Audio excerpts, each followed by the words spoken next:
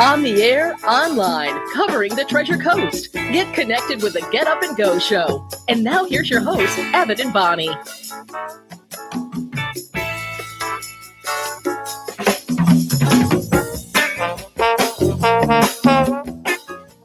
Ladies and gentlemen, at this time, we are proud to announce America's most talented, most beautiful, most exciting, most glamorous superstar. There's a touch of madness around here.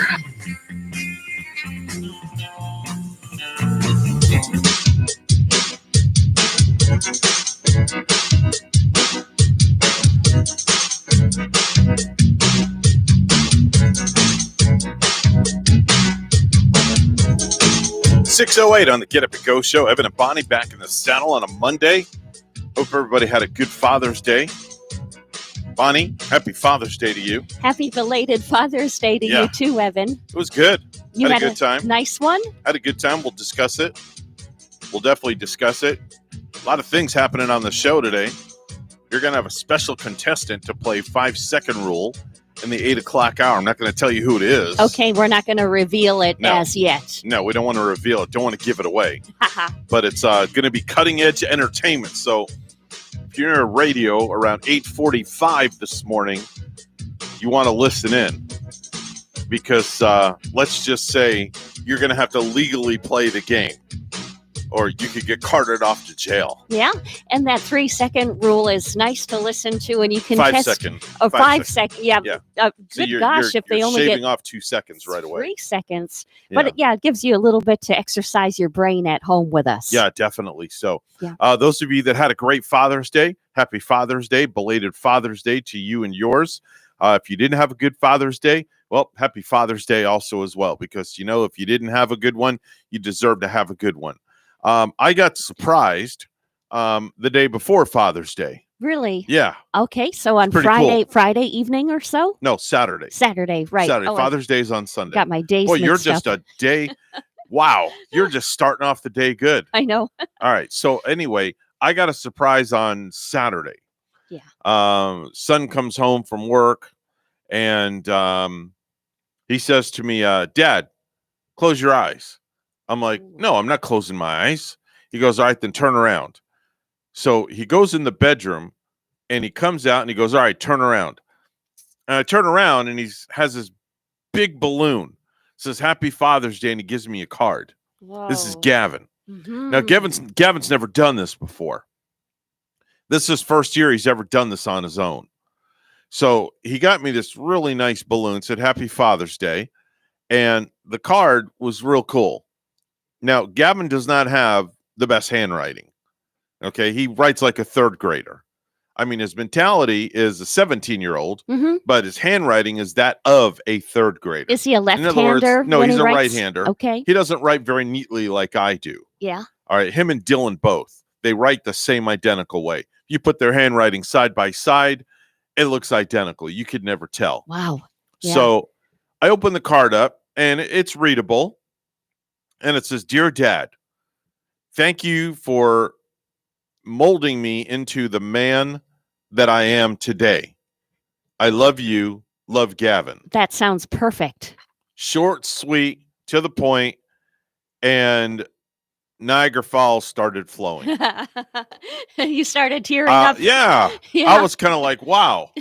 Okay. I could picture it. I could picture you doing that. Yeah, I'm a softie. So that really started the weekend off pretty cool. Then later on that day, I went over to my oldest son's house and picked up my pressure washer with my wife's truck. And again, this is the day before Father's Day, and he comes out with a card. Whoa. Okay, so it's like a double whammy. That's great. So I get a card from him. Didn't open it up till I got home. Opened it up, and it was a card from Darren, Delilah, and Ashton, my grandson. Mm-hmm. They each wrote a little something special in it. Cool. But the best part was Ashton's not even 3 yet, and he signed the card. Did he really? Yeah, it was just a bunch of scribble. But still. It was just, like, whatever it was. Uh-huh. But the fact that he signed my Father's Day card, I thought that was very, very cool. Yeah, because he's just a little bitty one. Yeah. And it's fun, when they start saying their first words, Yeah. and then you hear like a new exciting word out of their mouth every day or every other day. And then I get a video call on Sunday from Ashton, and he goes, "Happy Father's Day, Grandpa." And I was like, wow, okay. So that was pretty cool. Yeah. And then Darren, Delilah, and Ashton came over and spent some time yesterday for Father's Day. And let me tell you something. This kid is going to be 3 years old in September. This kid's as smart as a college professor. Yeah. This kid's like full sentences. You have a conversation with this kid. Right. It's like, wow. I'm like, man, that's way cool. Mm-hmm. So I get a phone call from Haley, Happy Father's Day. And then the last one's Dylan. And I get a text from Dylan, says Happy Father's Day. Good. So you heard from everyone. I heard all from of everyone. Your kids. Would have liked to have gotten a phone call instead of a text message for Father's Day. But I'll take the text. Yeah. That, he remembered. So that was that. And then, we just Gavin wanted to go to the store Sunday morning and cook me breakfast. He did. And no, he wanted to. Okay. And Rachel was like, "No, can't do that. Dad's on a diet.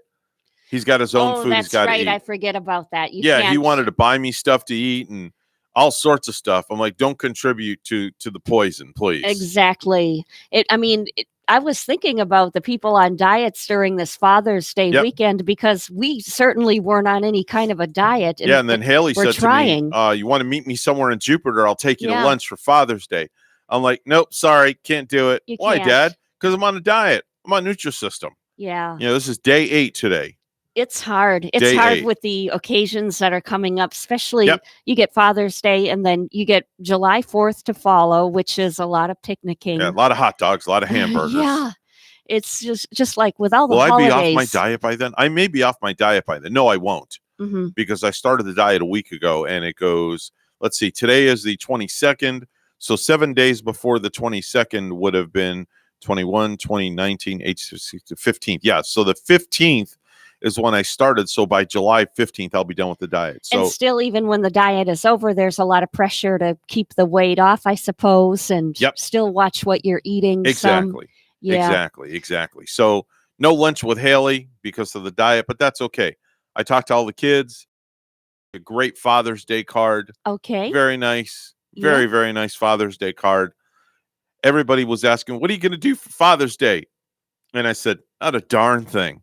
I'm just going to lounge around and hope somebody rubs my feet." Oh. Well, nobody rubbed my feet, but that's okay.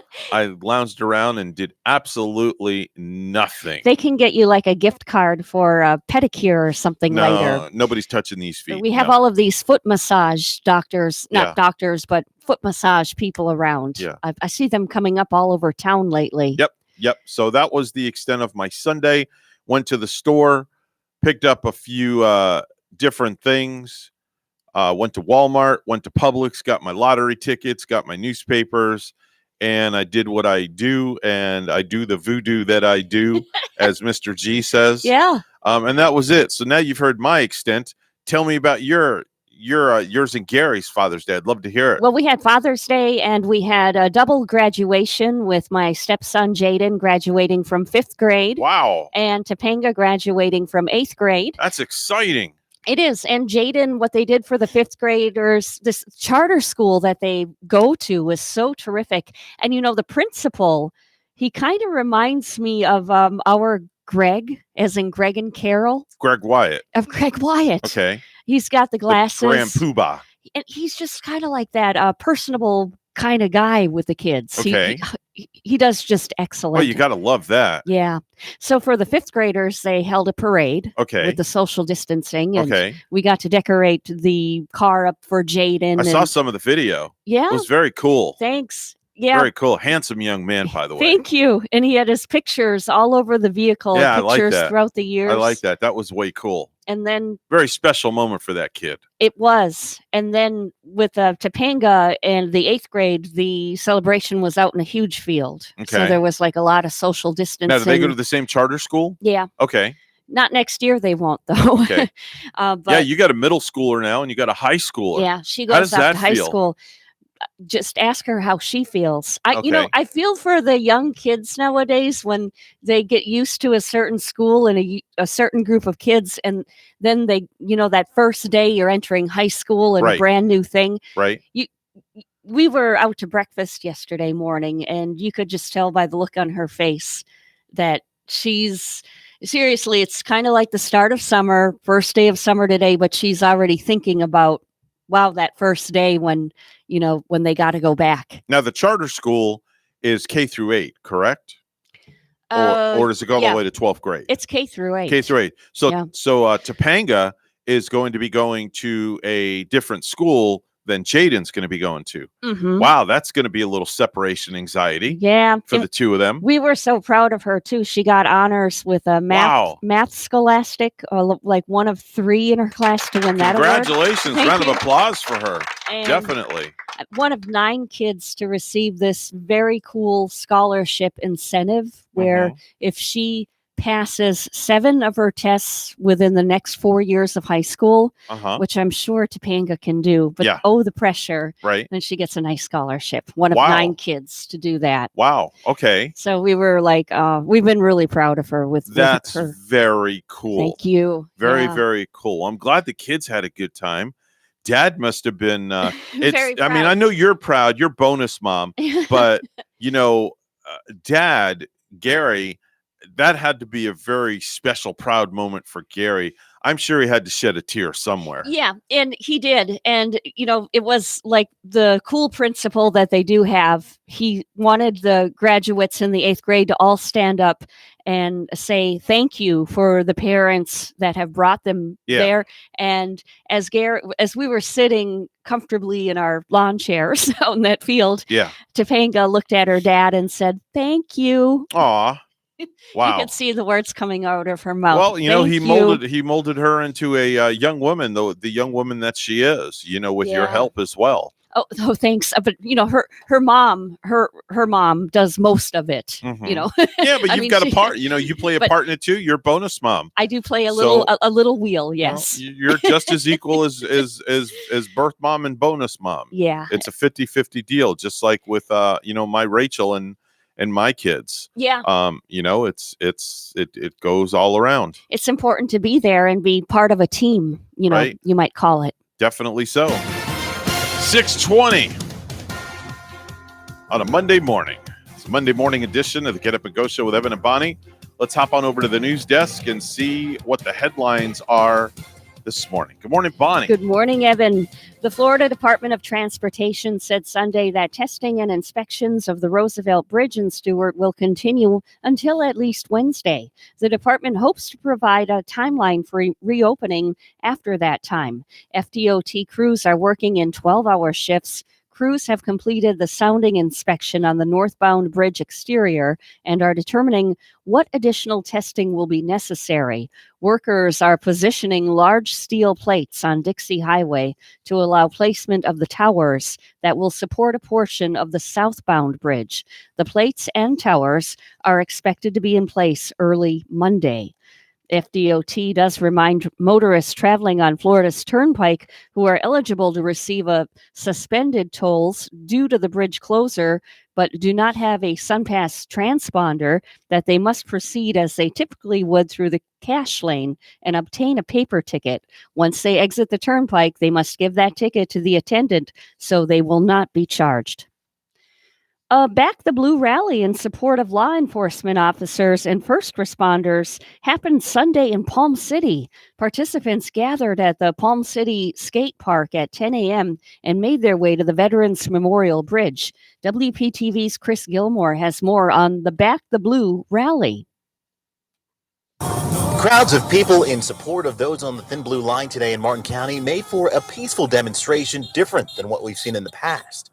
You know what? It's a breath of fresh air to see the support today. Despite where you stand politically, the color overwhelmingly supported today is blue, representing all law enforcement and first responders past and present right here in Martin County. He would have wanted me to be here today to, like I said, spread his name and make sure that he's never forgotten. Fallen Trooper Joseph Bullock. His face can be seen on pictures and T-shirts amongst the group today. Carla Coulter's husband worked alongside Bullock, a man he considered his brother. She says being out here today brought her back to her husband's phone call on February 5th of this year. And he just said, Joe's dead. And I lost it. A 19-year veteran of the agency, Bullock was shot and killed in the line of duty on I-95 while assisting a disabled vehicle. Supporters today say they're here for Bullock's sacrifice and for first responders on the line every day during a particularly difficult time. Somehow we have to pick up the pieces, and our job is to make sure that he is never forgotten and that people across the world know, his sacrifice. The hole Bullock left behind is big. His legacy even bigger. In Palm City, Chris Gilmore, WPTV News Channel 5. A similar rally took place on Saturday in Jensen Beach near the Treasure Coast Square Mall. Florida is expected to reach over 100,000 confirmed coronavirus cases today. The state has reported over 1,000 new cases every day, except one since June 3rd. Officials say the increase in cases is not only due to more testing, but also from a lack of social distancing as the state reopens. The impact of coronavirus on the nation's nursing homes under the microscope on Capitol Hill. Congressman Ted Deutsch and the House Democratic Caucus Task Force on Aging and Families will hear from clinicians, nursing home workers, patients, and family members about their experiences during the pandemic. Kristen Knapp with the Florida Healthcare Association says so far so good when it comes to testing, personal protective equipment, and other supplies. Continue to need that. There's definitely going to be an ongoing need, but we certainly have seen level of supplies have become adequate at this point. State data shows the average age on positive cases in Florida has dropped dramatically since March, going from the mid-60s down to 37 years old. Wendy Grossman, Miami. And lastly, Stewart police are investigating the death of a man after a body was discovered Sunday near U.S. Highway 1 and Monterey Road. Police say no foul play is suspected at this point. They believe he is an elderly man who might have recently disappeared from the Solaris Senior Assisted Living Facility. Police say they believe the man might have fallen or hurt himself somehow before they found him.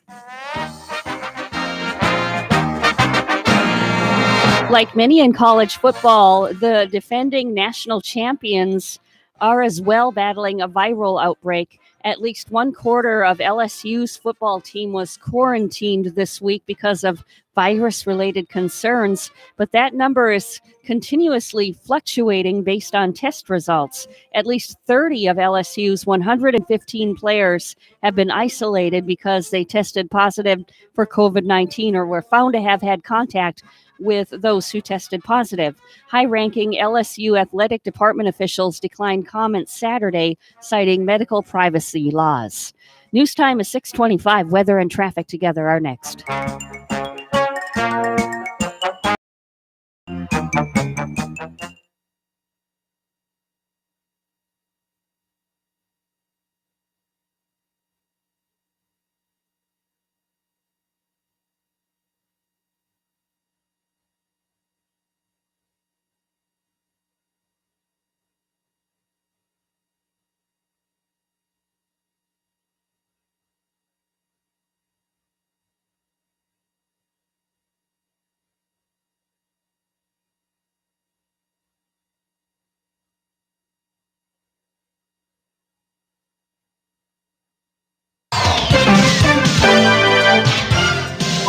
$6:26 on the Get Up and Go show with Evan and Bonnie. It's time for traffic and weather together, brought to you by Code Red. Refers Bonnie. Well, the Roosevelt Bridge remaining under construction this morning, so make sure to take your alternate route and give yourself some extra time if you have to get to work on time, like you should, like you do. And otherwise, no traffic accidents to report right here. There's your latest look at traffic. It's 78 in Stewart, 76 in Port St. Lucie. Here's our forecast at WPTV. Warm and muggy start to the morning along the Treasure Coast. Temperatures starting off in the low 70s under partly cloudy skies. This afternoon, hot and humid with highs in the low 90s, but feels like temperatures in the triple digits. A mix of sun and clouds throughout the day with mostly dry conditions, then a slight chance for an isolated afternoon shower, mainly inland. Tomorrow, lows in the mid 70s with highs in the low 90s, feels like temperatures in the triple digits.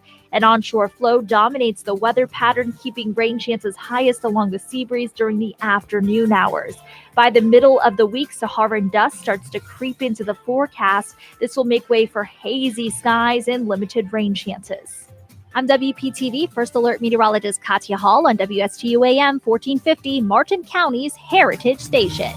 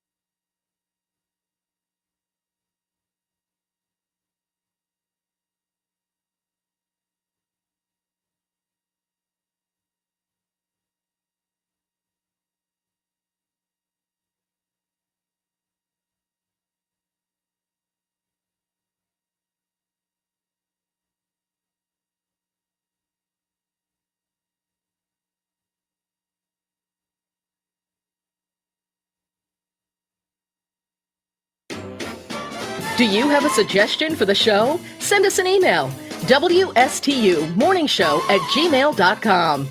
And now let's get back to the Get Up and Go show. Here's Evan and Bonnie. I love the radio. It's so random.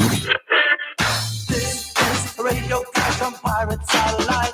Radio with a big beat. I was raised on the radio. Begin the day with a friendly voice, a companion on our truth. Music on the radio. All we hear is Radio Crash on your radio. As the radio was. Transistor radio. When I'm driving, I got a guy on the radio who talks to me. On the radio back in the day before the TV, otherwise known as the boob tube, came out 6:30 on the Get Up and Go show with Evan and Bonnie. And Bonnie, when you were growing up as a child, were you raised on radio? Did you listen to a lot of radio, or did you watch a lot of television? A little bit of both, Evan, because I was part of that generation where we had radio in the house and the transistor radio. Boy, we had boom boxes and a lot of radios going on. Okay. Of course. And then I came to the age in the 80s where MTV became a part of the whole thing. Martha Quinn, remember her? I sure do. Yeah. Alan Hunter. A lot of good VJs, as they call them, video jocks. Yeah, and who's the one with the raspy voice is a favorite of mine. I don't remember. Wolfman Jack? No, she was part of the MTV. Oh, it was a she. Yeah, I don't know why I can't remember her name, but that voice has I know, that but I bet if raspiness. Phil was here, he would know exactly who it is. He'd remember. He's like a walking encyclopedia. The guy knows everything. Yeah, he sure when it is. pertains to music and video and things like that. Mark Goodman was another one. Yeah, Mark Goodman. That's the guy that had the curly hair. The curly black hair, and Alan Hunter was the blonde. There you go. Yeah. There you go. That's back in the day when Leif Garrett was popular. Leif Garrett. Wow, I remember him. What was his song? I Was Made for Dancing. Yes, it was. Right? Yeah. Yeah. And did he look pretty? Yeah. I mean, you know, he he just had that baby face and like a pretty blonde. Well, you know, you shall receive, and I bet you 10-1 this is Phil on the line Yeah. because I feel it's a Phil phone call. Good morning, Phil. And you would be absolutely correct, sir. That's right. You're talking Nina Blackwood. Yes, I am. That's it. Yeah. See, I told you he would know. And you know, I And- still hear her on XM radio, and Yeah, I better say all of the VJs are now on that 80s channel on XM. they Wow. are. Yeah. Do they all have walkers? I don't know. You can't see them. Well, I think So, you know. Martha Quinn, I think she just turned 60 not too long ago. So She that still looks good. I've seen her recently on something. She looked good. yeah, So, they all look Yeah. good. They All right. yeah. Hey, Phil, how was your Father's Day? What'd you guys do? we went miniature golfing. Oh, And a little place in Jupiter. And then they have a place called Burger Shack, which is right next to it. mm-hmm. And this is the first time in me being a burger fan, I had the jersey, it was called. It was a burger with cheese, bacon. Oh wow. all in one. Yeah, man. That It sounds was So good. now, obviously, the egg, was it scrambled or over hard or over easy or over medium? Over hard. Okay, over So, hard. Okay, that's yeah. this way the yolk doesn't break. That's exactly right. And Okay. it was very good with French fries. Oh, man, my eyes were rolling back in my head, man. Wow. You know, So, can I yeah. tell you something? I'm envious because I'm on my diet. Yeah. But in Well, 3 weeks, my first meal, you and I were going to go to Burger Shack. There And you play go. miniature golf, right? Yeah, play miniature golf. Yeah, you know what? That's a great idea. I think it's a great idea. We should definitely do that. So that's what you did for Father's Day. Did you get Yeah. anything for Father's Day? Did I get it? My son got me this rare Doctor Who item. Okay. Which he found at the comic book store, which we were at like a week or two ago. Okay. And I told him not to get it because I didn't think it was worth the price that they were charging. Right. But apparently he knew the guy who was the assistant manager there. He went to school with him. Mhm. So he gave him like $25 off the thing. So I was like, oh, okay. Yeah, and he probably used So- his mother's credit card, right? Oh. Or Well, dad's long as credit card. No, he has mom's credit card, not my credit card. Well, there you go. So- See, he used his mother's credit card, so your ex-wife paid for it.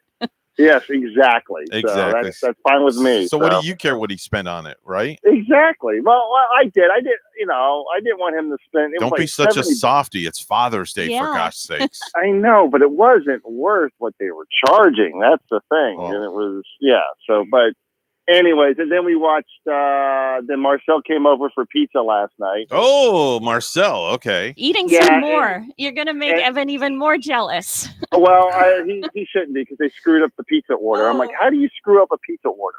So what did they do? What? Don't mention the place, okay? Yeah. But what did they do? It was supposed to be a supreme pizza, with everything on it Okay. type thing. All right. Thin crust. Right. And then a plain thin crust. Well, the pizza shows up. We take it in. One was cheese, hand tossed. That was because they ran out of thin crust. Oh. Okay, fair enough. How Okay, do you I get run that. out of thin crust? Don't they roll it thin? I mean, No, it comes pre-made. It'd be, that. oh, okay. Then the other one was just a pepperoni pizza, hand tossed. And I was like, this is wrong. Yeah. So, did they come and did they redo it or did they give you your No, money it back? was going to take another hour and a half because it was Father's Day. So Right. we just ate the pepperoni pizza. But Marcel was not happy. So If Marcel's not happy, then it's not right. It's not well, good. all I know is he sent a hitman out for the pizza delivery guy. Ooh, that's yeah. not good. Well, I Yeah, hope that so- you called the pizza place and got your money back at least. Actually, they gave us the credit on the account. So Very we're good. nice. So, All yeah. right, very good. Now, where do we find you at this morning, Phil? I am at I'm at Walmart. That's all I'll say at this point. So Okay. yeah. All right. I'm just getting everything stocked up today. All right. We're not going to say which Walmart, of course. You're just at a No. Walmart. You're somewhere Yep. in Florida at a Walmart stocking shelves. Lost in Walmart. Yeah. Phil got a new job, by the way. Just look for Phil over by that Wow. blue light I'm special. not going to tell you where he's working at now, Bonnie, because we can't say it on the air. Okay. No, Yeah. Let's just can't we discuss. haven't gotten it yet. So hold on. We can't say anything. So, No. I'm talking about something else in Yeah, I know in your other life. exactly. Yeah. Thank you So- very much. All right, Phil. Well, listen. Yeah. Have a great day. All right, I'll talk to you guys Thanks tomorrow. for calling in, and we'll speak to you tomorrow. You'll be a part of the show. And by the way, did you hear from Bentley all weekend at all? I don't talk to Bentley. No? No. Aren't you guys talk like to Bentley. cousins or something? No relation. No relation at Okay. all. Well, No, I'm hoping Bentley calls in. Okay. I'd love to hear from my other line is ringing right now. right. So let me hang up this line, and then All right. I'm gonna see if let's see if Bentley's on that line and find out what he did this weekend. Hi, WSTU, you're on the air. Who's this? Yes. Okay. Did you guys need anything today? Okay. Oh, wow. Look, right on cue. There he is. Bentley's with us. Okay. Good morning, Bentley. How are you? I'm doing fine. I'm sorry I'm not there today. They scheduled me off today. Okay. So, that's you fine. deserve a day off. You deserve a day off. Yeah. Did you take care of the family yesterday that you work for on the weekends? no, sir. I have no family to speak of. I just serve and make everybody happy. Okay. All right. Did you serve anybody on Father's Day? No, sir. I just sat at home and I watched TV. Okay, very good. All right. Yeah. Well, Bentley, listen, did you get the officer the goodies that we asked you to get on Friday for him? Yes, sir. I sure did. He was very appreciative of Okay, it. because he's going to be on the radio with us later this morning, so we're going to check in with him. Well, there you go. That sounds fun to me. All right, Bentley.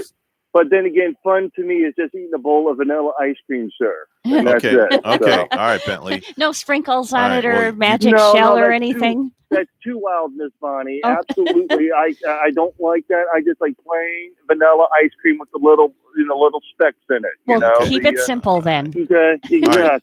Did you get your tuxedo cleaned for tomorrow for when you come in? Yes, sir. I sure did. Okay, just want to make sure. All right, Bentley. Thank you very much. Enjoy your day, whatever you're doing today, and I'm just going to sit here and eat my breakfast, which is just plain toast. Oh, that's it. Oh, that's disgusting. Plain toast. I could Nothing bring you on it. some peanut butter at least on Monday. No, I have a whole new No, jar. thank you. I just like my toast plain. Oh, okay. Yeah. Okay. All right. Right. All right, Bentley. Well, have a great day. Enjoy that plain toast and whatever else you're drinking along with it. Just water, sir. That's it. No champagne on your day off? No. No, sir. No ma'am. Heineken? Oh, he called you Sir Bonnie. Wow. That's quite all right. All right. All right, Bentley. Well, have a good day, and we'll talk to you later. Okay. Have a good day. All right. I'll see you Bye-bye. All tomorrow. right. All right. Well, there's Bentley. Yeah, All he's right. he's kind of playing a plain Jane. Yeah, well, he's just a plain Jane kind of guy. Wears a tuxedo and serves people. There's a few viral videos that are out there. It's time for a segment we like to call Viral Videos.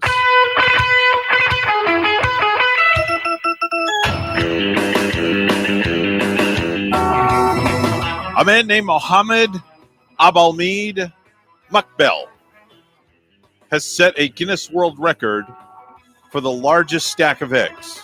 And just how large is that stack of eggs? 3.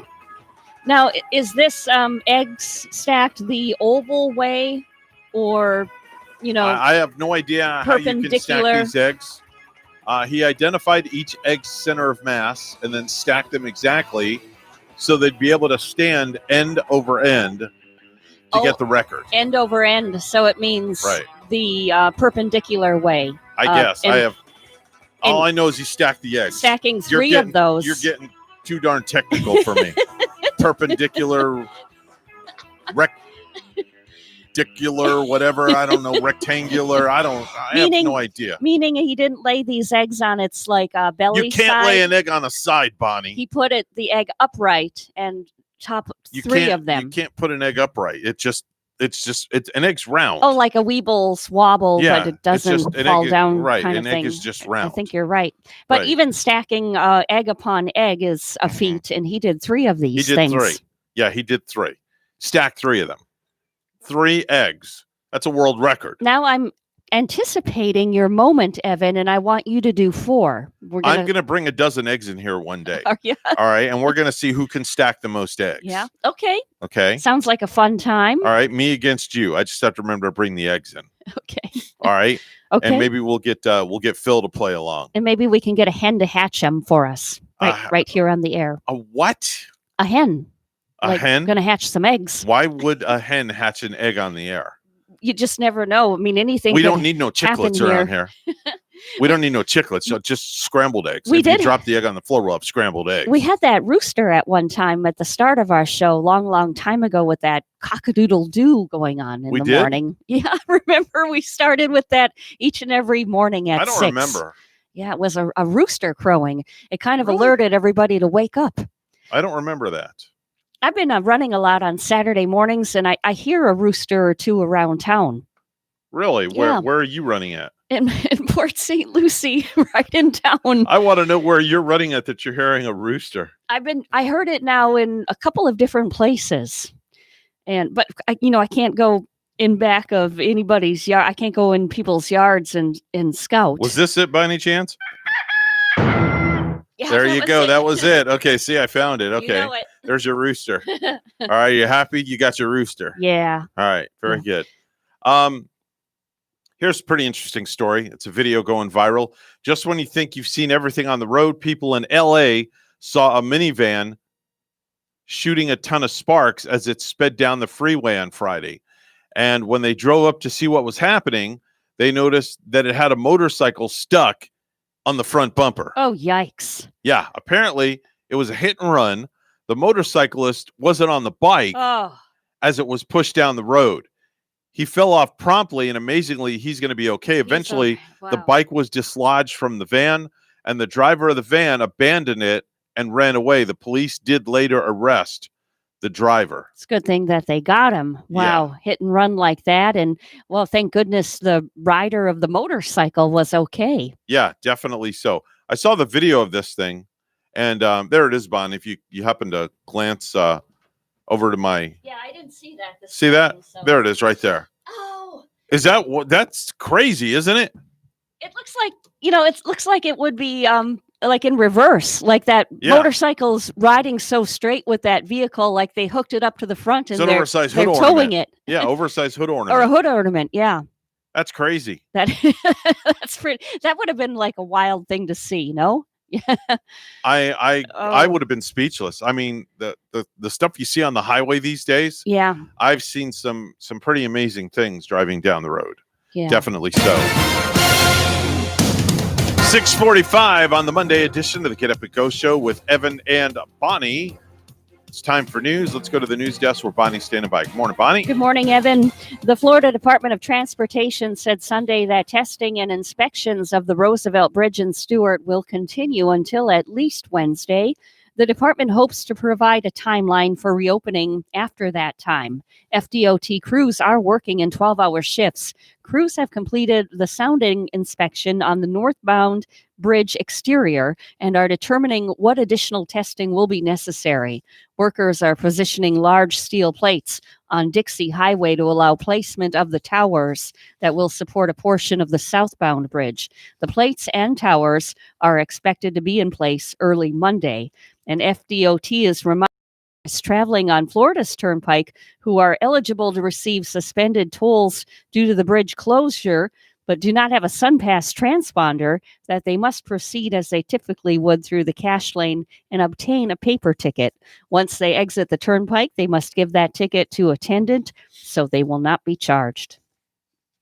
A Back the Blue rally in support of law enforcement officers and first responders happened Sunday in Palm City. Participants gathered at the Palm City Skate Park at 10 a.m. and made their way to the Veterans Memorial Bridge.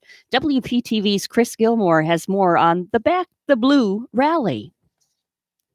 Crowds of people in support of those on the Thin Blue Line today in Martin County made for a peaceful demonstration different than what we've seen in the past. You know what? It's a breath of fresh air to see the support today. Despite where you stand politically, the color overwhelmingly supported today is blue, representing all law enforcement and first responders past and present right here in Martin County. He would have wanted me to be here today to, like I said, spread his name and make sure that he's never forgotten. Fallen Trooper Joseph Bullock. His face can be seen on pictures and T-shirts amongst the group today. Carla Coulter's husband worked alongside Bullock, a man he considered his brother. She says being out here today brought her back to her husband's phone call on February 5th of this year. And he just said, Joe's dead. And I lost it.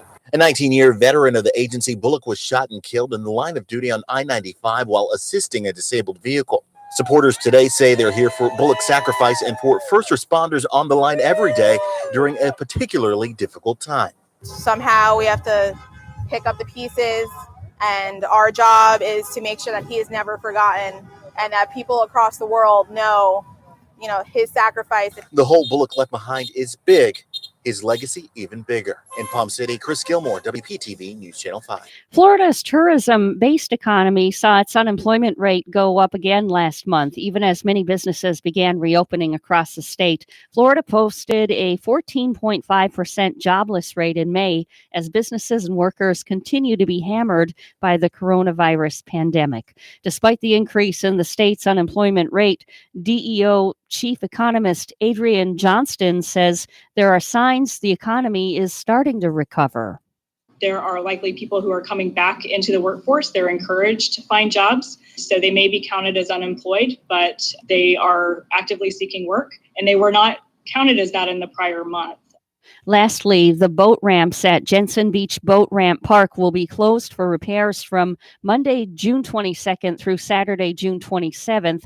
Boaters are encouraged to utilize the boat ramps at the Jensen Beach Causeway during the closure. At least 2 Tampa Bay Buccaneers have tested positive for COVID-19. That's according to a report from ESPN's Adam Schefter, who also previously reported that an assistant coach tested positive for the virus. News Time 6:49, weather and traffic together are next.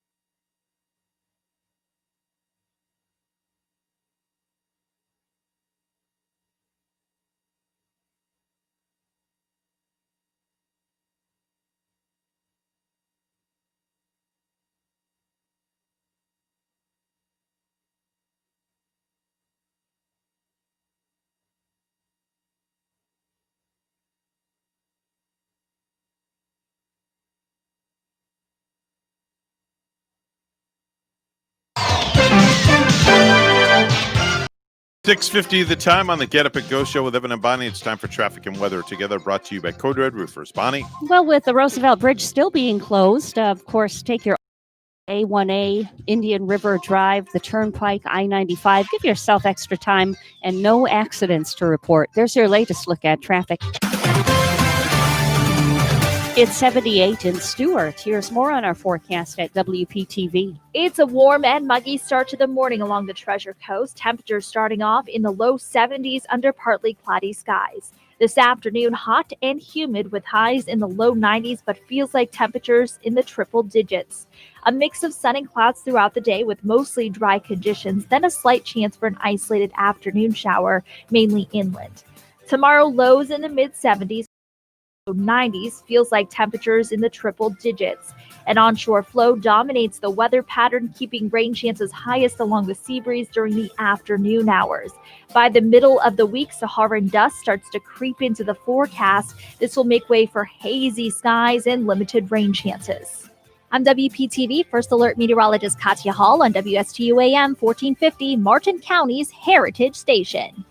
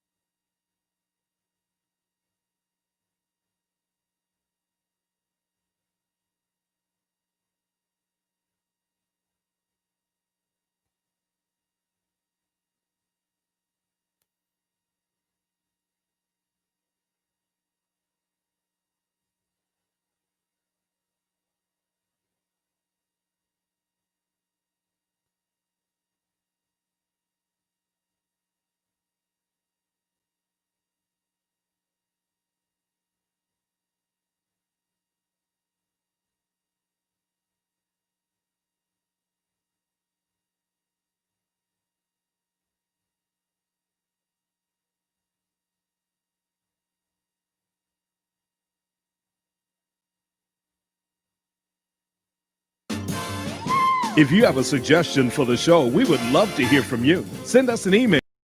TUmorningshow@gmail.com. Now let's get back to the Get Up and Go show. Here's Evan and Bonnie. There's simply no words to describe our morning show, so we'll have to use bodily noises.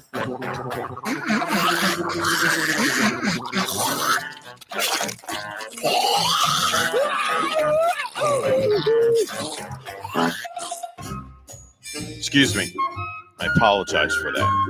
Didn't mean to do that this early in the morning, Bonnie. Hope I didn't offend you. I'm not so easily offended, even on a Monday. Okay. You know, Just want to make sure. I try to come to work with that positive note where nothing's going to annoy me. Okay. I just want to make sure. You know, it's You're Monday. fine. You know, I didn't want to scare you out the door for the rest of the week. Oh, no. I'm going to be running solo all week long. Got a couple of interesting did you know facts I wanted to cover before we get into the news, top of the hour. Did you know that 38% of us had our first kiss for the first time when we were between the ages of 14 and 17? Mm-hmm. Do you remember when your first kiss was? I think I was like 5. 5? With a boy? What? You kissed a boy at 5? Yeah. We used What were to, your parents thinking, Bonnie? Well, they knew. There was They knew? Yeah. Oh, no. We had this little dance, and like me and this boy, we just wanted to like dance all night, you know, at this event. So they tied like a little tie around us. It was so cute. Okay. You know, and then they took pictures. It's called a tie dance. And I think there was like a little kiss on the cheek. Oh, okay. So that would have been my first kiss. Yes. Okay. Well, besides the kiss on the cheek, when was your real first kiss? I don't remember. You don't remember? Not till probably 15 or so. Yeah, I think that's when mine was also, right around that age bracket. Did you know that people who swear a lot are usually more honest than those who don't swear? Oh, yeah. Yeah, and I have a potty mouth, so that means I'm pretty intelligent. Pretty honest. Yeah, I'm pretty straightforward. Did you know, according to Glamour magazine, the average woman spends about 82 hours at the grocery store every single year? Mm-hmm. 82 hours. Yeah, I don't find that very hard to believe. And, you know, I bet the men in the family, because there are men in the families that like to do the grocery shopping too. Right. I bet their number is up there as well. All right, so Bonnie, I have a chore for you to do. Starting today going forward, I want you to keep a log of every time you go to the grocery store, write down the amount of time you're there in a little book, a little spiral notebook. And then a year from now, we want to add up all the hours. Okay. All right. If I remember to do it each time, you know, usually when you're going to the grocery store, or in this day and age, you have a seriously number of other things involved, like you're multitasking. This is true. So that would make one more of them, Evan. And if I do so remember, I'll try. All right. Did you know that a recent study shows the average executive spends 45 minutes every day looking out the window? No, looking for something on their desk. Oh, I thought probably looking out the window too. I would agree with you there. Probably wondering if they're going to be able to keep their job much longer. Yeah, they need Bentley to come help them clean off their desk area. Yeah, definitely. That's a great idea. We'll have to make that suggestion to him. Did you know the average person throws away 18 heels of a loaf of bread every year? 18 heels of a loaf of bread every year. Those lonely heels of bread. Those lonely heels. They get tossed like the misfit toys. Basically, those are the ends. Yeah. I don't like the ends. You don't? No. Did you know that on the average, a diet lasts only 4 days? And you've surpassed that. I've surpassed it. I went 7. I'm on day number 8. You're one of the few percent of the long-lasting dieters. Yep. Did you know more than 30% of us are guilty of running a red light at least once a week? Once a week. Once a week. And also, did you know that 58% of us do not know our auto's license plate number? Do you know your plate number by any chance? I think I think so. All right. We got to step back and pause for the news at WSTU Stewart. We're Martin County's Heritage Station. The news is coming up next. And then the 7 o'clock hour, otherwise known as hour number 2 on the Get Up and Go show with Evan and Bonnie right here next.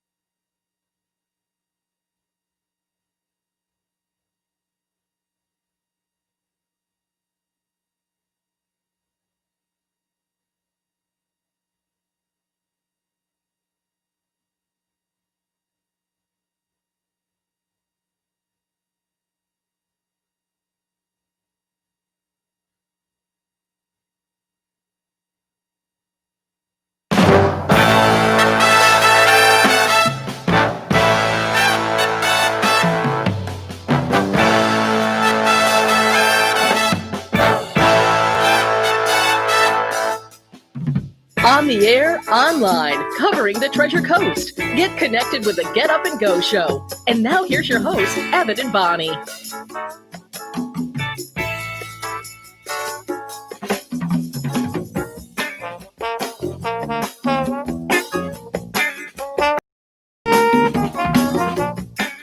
It's Monday. What? It's Monday already? Good morning. How are you? How are you? Good morning. I'm calling in sick. I'm calling it sick. Are you sick? Too much football? You drink too much beer. Too much junk food. You're sick? No, I'm all right. You know what it is? I just need a me day. Suck it up. Suck it up. Suck it up, buttercup. We've got work to do. It's showtime. I'm not sick. Are you? Nope, I'm not feeling any symptoms Did you at have all. too much beer yesterday? No, I didn't. Nope. You're 100%? You're 10-8? I had a great time Saturday night because I got a chance to enjoy a couple of Jack and Cokes. Oh, but, you indulged. Yeah, and somebody was doing the driving, so, Okay. How many Jack and Cokes did you have? A couple. Couple? We're not going to divulge how many. A couple with dinner. Okay. So- That's all right, as long as you had food with it. Yeah. Oh, yeah. Were you feeling happy? Yeah. I love it. Just a nice feeling. We were visiting downtown Eustis. Have you ever been to Eustis before? No, I never have. That's kind of around Orlando area. It's going toward Orlando. It's a little bit, it's kind of like I want to say west of Daytona. Oh. A little bit west of Daytona. I want to say northwest of Daytona. Okay. About like an hour. So you take 95 and you go past Daytona and it's up there somewhere on the right side. Well, you don't pass Daytona. You just actually take exit 149 going toward DeLand, and we take Highway 44 through DeLand actually to get there, and it's about 30 miles west yet of DeLand out in the forest area. Okay. They have a really nice lake in the downtown area, and they really keep it clean. I mean, you don't see a single cigarette butt on the street, Okay. It's just like a nice little town down there. All right. Got to say good morning to a few people that are watching. Thomas is watching on Facebook, along with an old friend of mine from back in the day, Barry Luxembourg. Oh. I played baseball with Barry and his brother. What was his brother's name? I can't think of his. He had a sister named Lisa. I remember that. Lisa And Luxembourg. and his dad's name was Ted.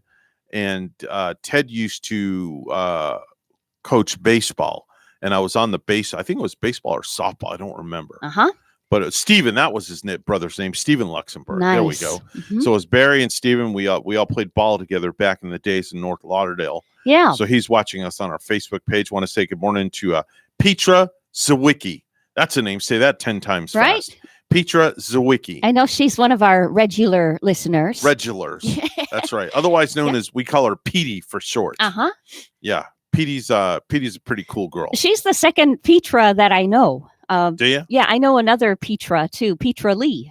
Oh. Petra Lee is her name from Okay. around town. All right. Yeah. Very good. Well, it's time for birthdays and anniversaries.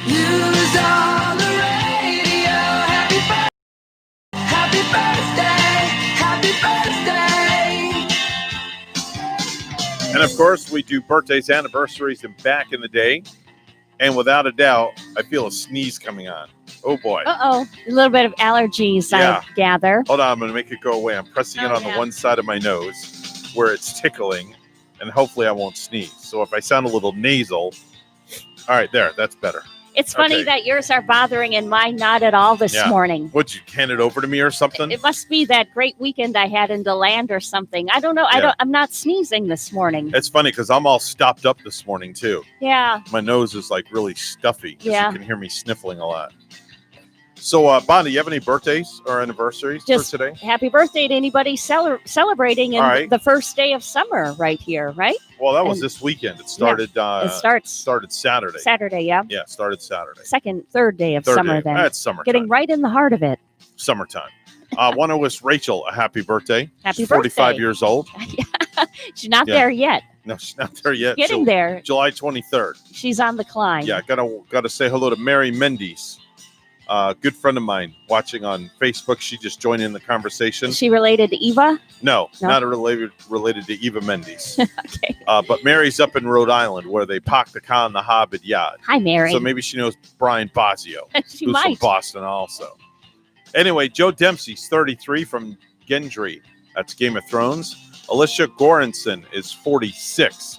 That's Becky Connor on Roseanne. Becky Connor. Yeah. Yeah.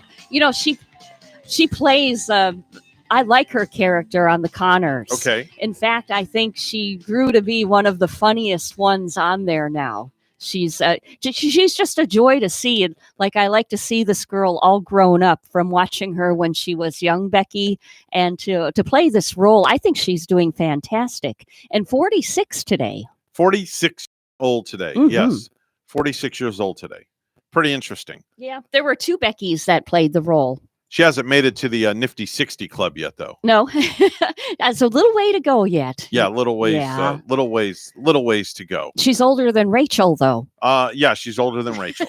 Yeah, So Rachel can feel happy about that. Rachel's a baby compared to them. Yeah. Let's see here. Donald Falson is 46. That's Chris Turk on Scrubs. Mhm. Carson Daly, 47 years old today, host of The Voice and Last Call with Carson Daly. Mary Lynn Rajskub, say that 10 times. 49 years old today. That's Chloe on 24. Kurt Warner, 49 years old today. You know who he is, Bonnie? A great quarterback. That's right. Retired quarterback Oh. who led the Rams to their Super Bowl 34 victory against the Tennessee Titans. Warner was the MVP, the score of the game, 23-16. 49 today. Yeah, Mhm. 49 years old today. Stephen Page, 50 years old. That's the former Bare Naked Ladies singer. His second cousin is Canadian superstar Snow. Michael Trucko's 50. That's Sam Anders, the Cylon who married Starbuck on Battlestar Galactica. Oh, wow. Dan Brown, 56 years old, author of Angels and Demons. Amy Brenneman, 56. That's Dr. Violet Turner on Private Practice. I like her. Mhm. Amy Brenneman. Mhm. Yep. Aaron Brockovich Ellis, 60 years old today, the underestimated legal clerk who led a legendary lawsuit against an electric company that was dumping chemicals into ponds near their facility. And Julia Roberts played her. Yep. Julia Roberts won an Oscar for playing her on screen, as a matter of fact, like you mentioned. Tracy Pollan, 60 years old today. That's Michael J. Fox's wife. And his girlfriend on Family Ties. Yeah, they met together on the show, during the show. Yep. And every time I think of them, I think of the song, What Would You Say If I, at this moment was the song they played when they were falling in love. Yep. Tracy Pollan, 60 years old today. That's Michael J. Fox's wife and his girlfriend on Family Ties. I just said that, didn't I? That's okay. Okay, sorry. You just kind of I wanted to reiterate. you reassured us. Yeah, reassure us. That Bruce Campbell is 62 years old today. Bruce Campbell, 62 years old today.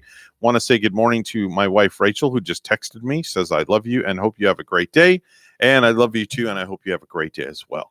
I just air my dirty laundry out there. I'm very transparent. There's no filters here at all.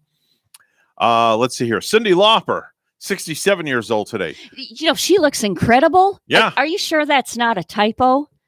67. I've been seeing her on the commercials for skincare, for clearing up your skin. That's why she looks so good. And I mean, no, at 67, she just looks amazing. Yeah. She should rename the song from Girls Just Want to Have Fun to Senior Citizens Just Want to Have Fun. She sure doesn't seem like a senior. Right. Or Cougars Just Want to Have Fun. She doesn't seem a day older than I 60 know. to me. Some of her other hits, Time After Time, She Bop, All Through the Night, and the original version of True Colors. And those songs are timeless too. Yes, they you know, are. I can hear them, in my car, and they're not channel changers for Nope, me. not at all. Not at all. Meryl Streep, 71 years old today. She received 21 Oscar nominations and won 3. Kramer versus Kramer in 1980, Sophie's Choice in 83, and The Iron Lady in 2012. I haven't seen The Iron Lady. Sophie's Choice was a very sad movie. That one's hard to watch. And Kramer versus Kramer, Evan, I've never seen it. Okay. And I looked for it. Now I can't remember if I didn't find the movie, or maybe we had to pay or buy the movie. But Gary definitely doesn't want to Okay. see it. He's like, All why right. do you want to watch that old sappy movie? But for me, it's like hearing that she won an award for it too, and one of 3 makes me want to see it even All right. more, even though it's from 1980. The Bionic Woman, Lindsay Wagner, 71 years old today. She's also 71. Wow. That's right. Remember Squiggy from Laverne and Shirley? I sure do. David Lander, 73 years old. Yeah. Unfortunately, he has MS now. One said that back in the day, he wanted people to think he was drunk because they'd be more likely to hire him than if they knew he had MS. He does have MS. I've been seeing his buddy Lenny, too, lately. I think I saw the guy that plays Lenny in I'm trying to think of Get your thinking cap on. What we saw him in recently. Go to Google. I know. I've got to do that. Breaking Bad. You put the horse.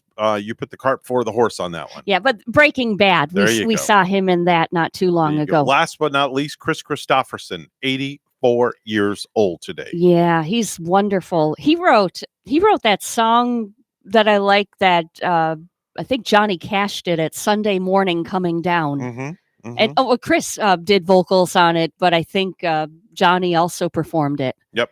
Celebrating birthdays in the sky. Freddie Prinze from Chico and the Man. Remember him, Bonnie? Yeah. Freddie Prinze. The dad of Freddie Prinze Jr., who was in Scooby-Doo, the Scooby-Doo movie. Ed Bradley, celebrating a birthday in the sky from 60 Minutes. He was the 60 Minutes stud. Billy Wilder, writing director of Sunset Boulevard and Smoke Like It Hot. Billy Wilder celebrating a birthday up in the heavens.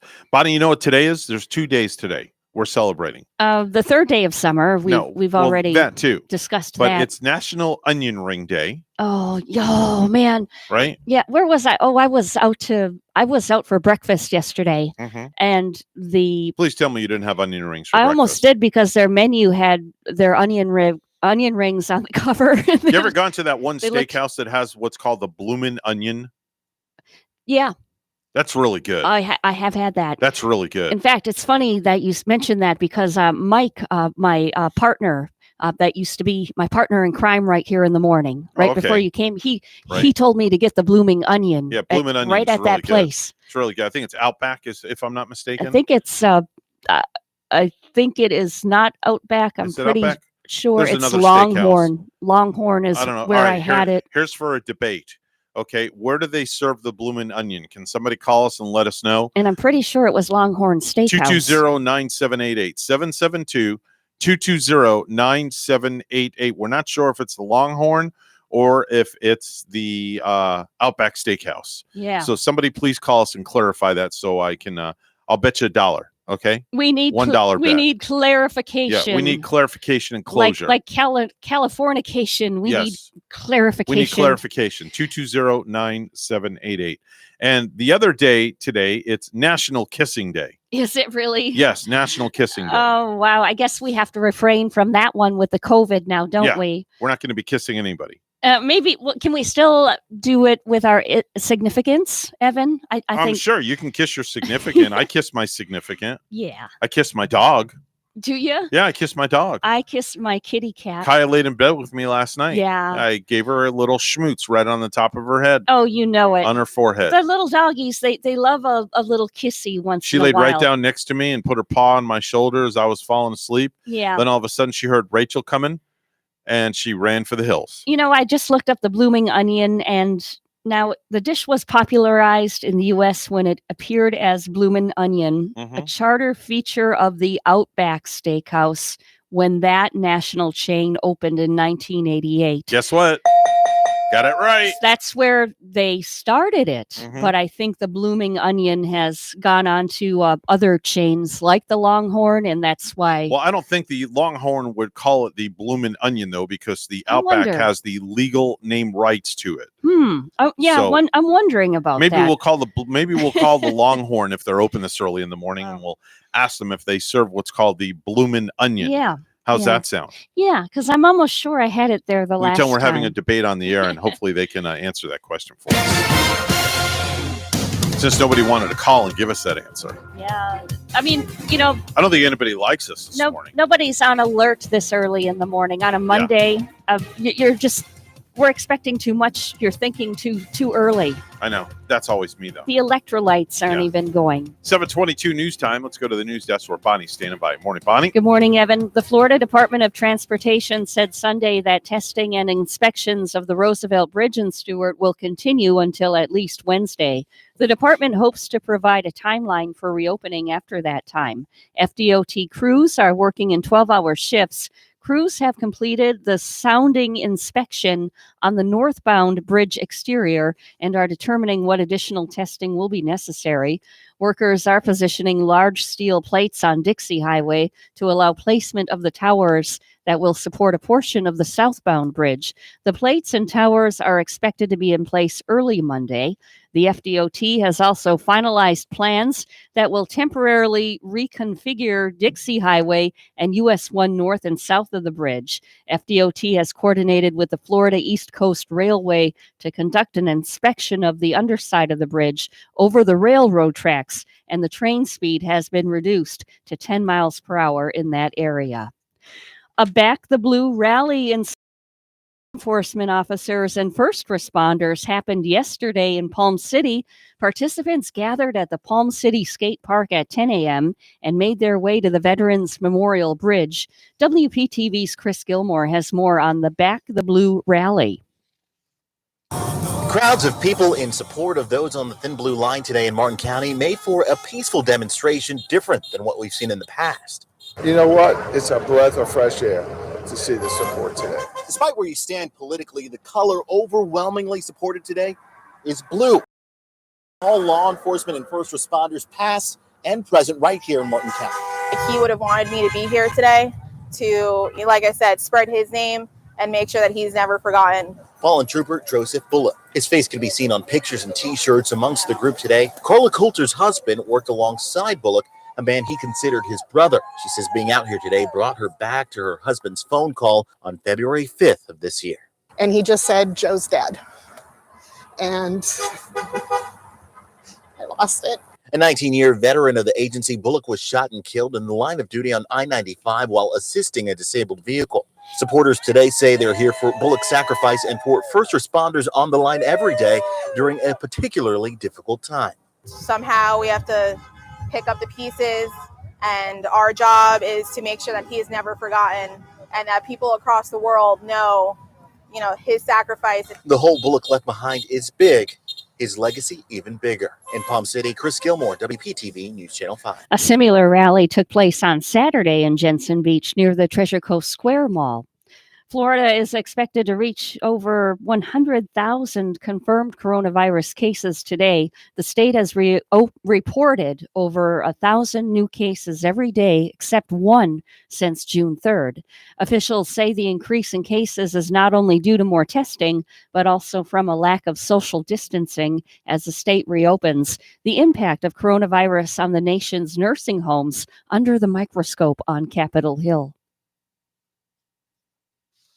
Congressman Ted Deutsch and the House Democratic Caucus Task Force on Aging and Families will hear from clinicians, nursing home workers, patients, and family members about their experiences during the pandemic. Kristen Knapp with the Florida Healthcare Association says so far so good when it comes to testing, personal protective equipment, and other supplies. Continue to need that. There's definitely going to be an ongoing need, but we certainly have seen level of supplies has become adequate at this point. State data shows the average age on positive cases in Florida has dropped dramatically since March, going from the mid-60s down to 37 years old. Wendy Grossman, Miami. Lastly, Stewart police are investigating the death of a man after a body was discovered Sunday near U.S. Highway 1 and Monterey Road. Police say no foul play is suspected at this point. They believe he is an elderly man who might have recently disappeared from the Solaris Senior Assisted Living Facility. Police say they believe the man might have fallen or hurt himself somehow before they found him. Former San Diego and Los Angeles Chargers offensive lineman Max Turk has died at age 26. His alma mater, the University of Southern California, announced his passing on Sunday. The cause of his death is not known at this time. News Time 7:27. Weather and traffic together are next.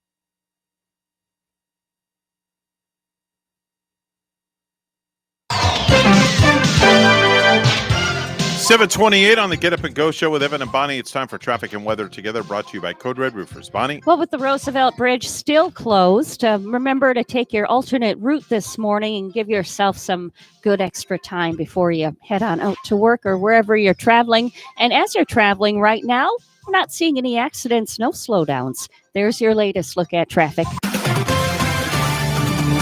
It's a clear sky and 76 in Port St. Lucie. Here's our forecast at WPTV. It's a warm and muggy start to the morning along the Treasure Coast. Temperatures starting off in the low 70s under partly cloudy skies. This afternoon, hot and humid with highs in the low 90s, but feels like temperatures in the triple digits.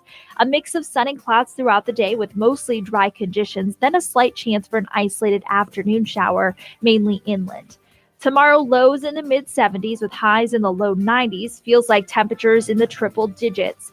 An onshore flow dominates the weather pattern, keeping rain chances highest along the sea breeze during the afternoon hours.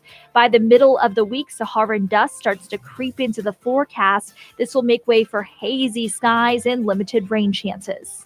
I'm WPTV First Alert Meteorologist Katya Hall on WSTU AM 1450, Martin County's Heritage Station.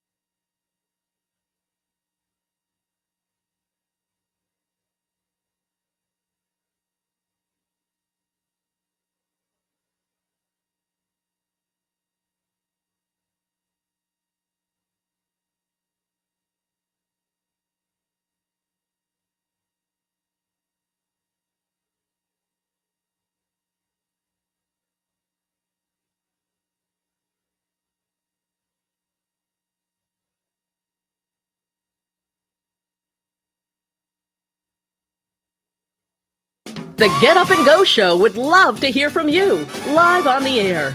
Give them a call at any time. Now let's get back to the program. Here's Evan and Bonnie. In here. Something die in his room? Oh, I don't mean that a bad way. It's like a good stink. It's like a good musky kind of want to get to know you stink. I don't think anything died in this room. I took a shower last night. The studio smells very good today. And the air! I have to put a new air freshener up there. Yeah. I just noticed it's all out. See, turn around behind you. Look up.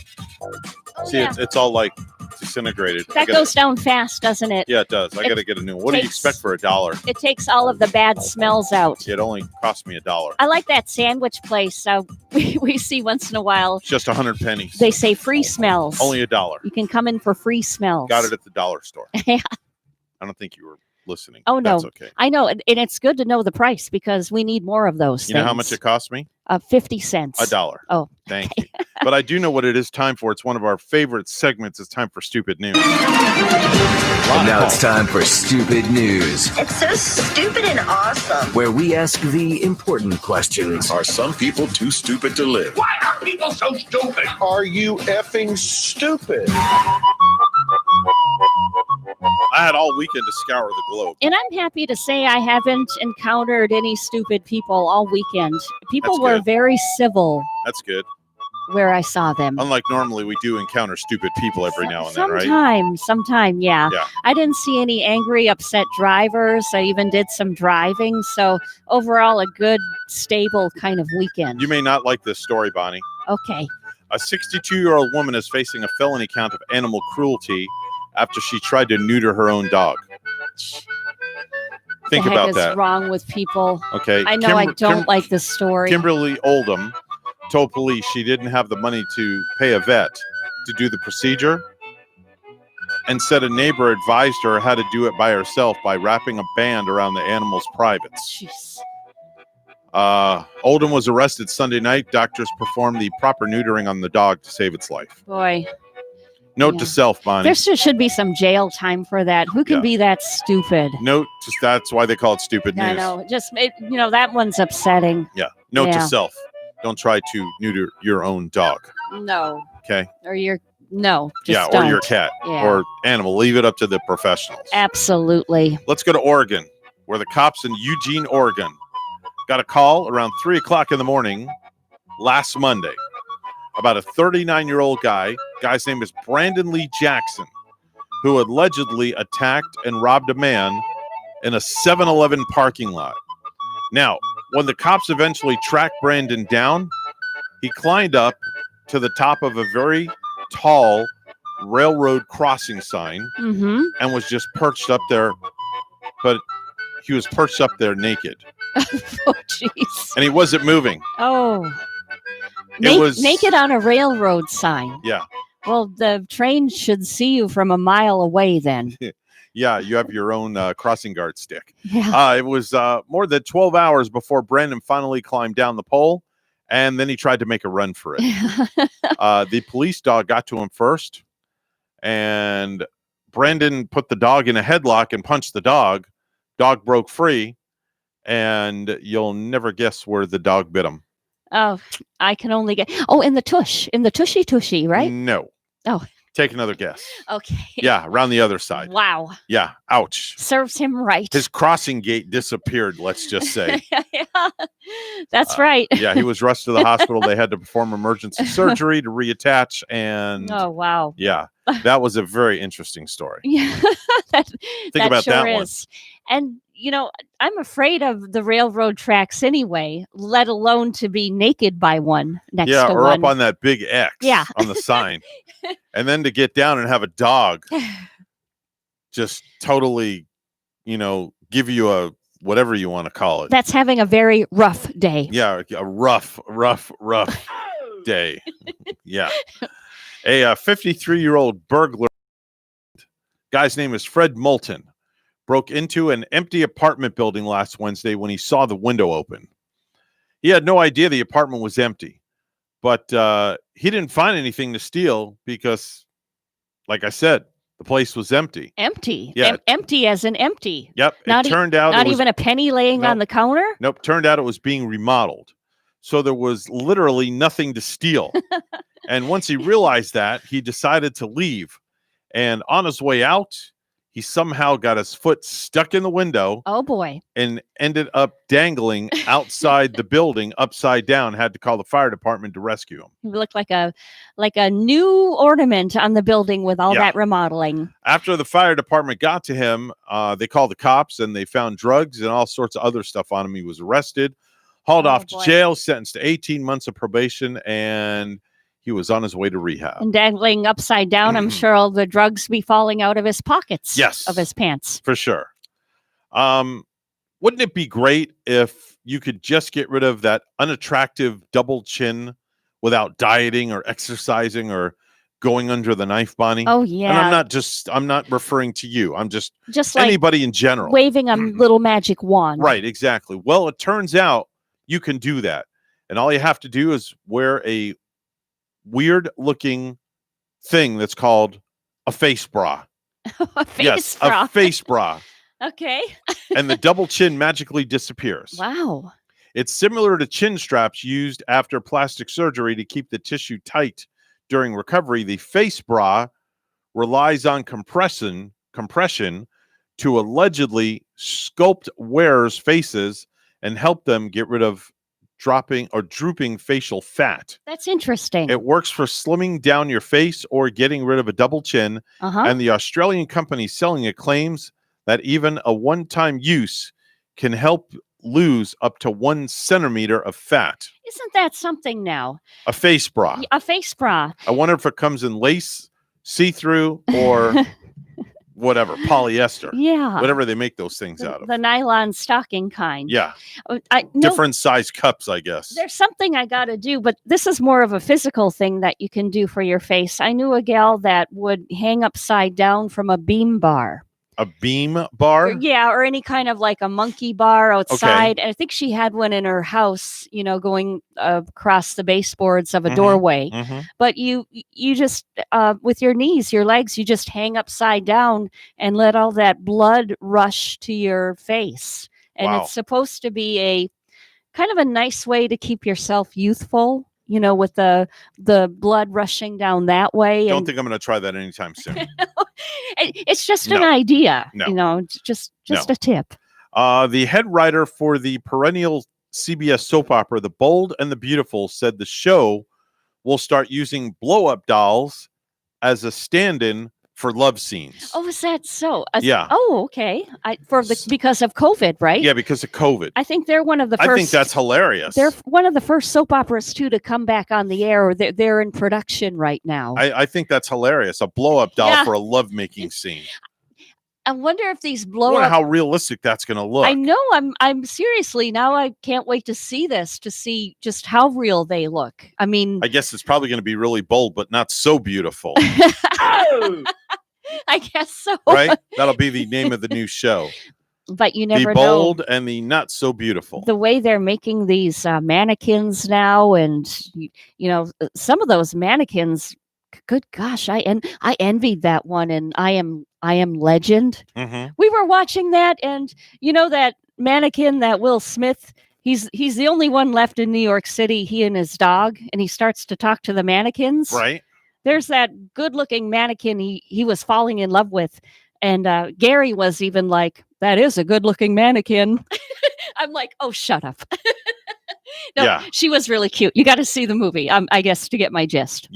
But they can make those things look so realistic now. And definitely so. Yeah. A driver who led police on a 20-mile high-speed chase throughout the Florida Keys told officers he had a good reason for speeding. Any idea? His wife was pregnant. Nope. In the vehicle. Nope. Incorrect. Try again. I'll give you another try. He was hangry and he had to get to Denny's. Nope.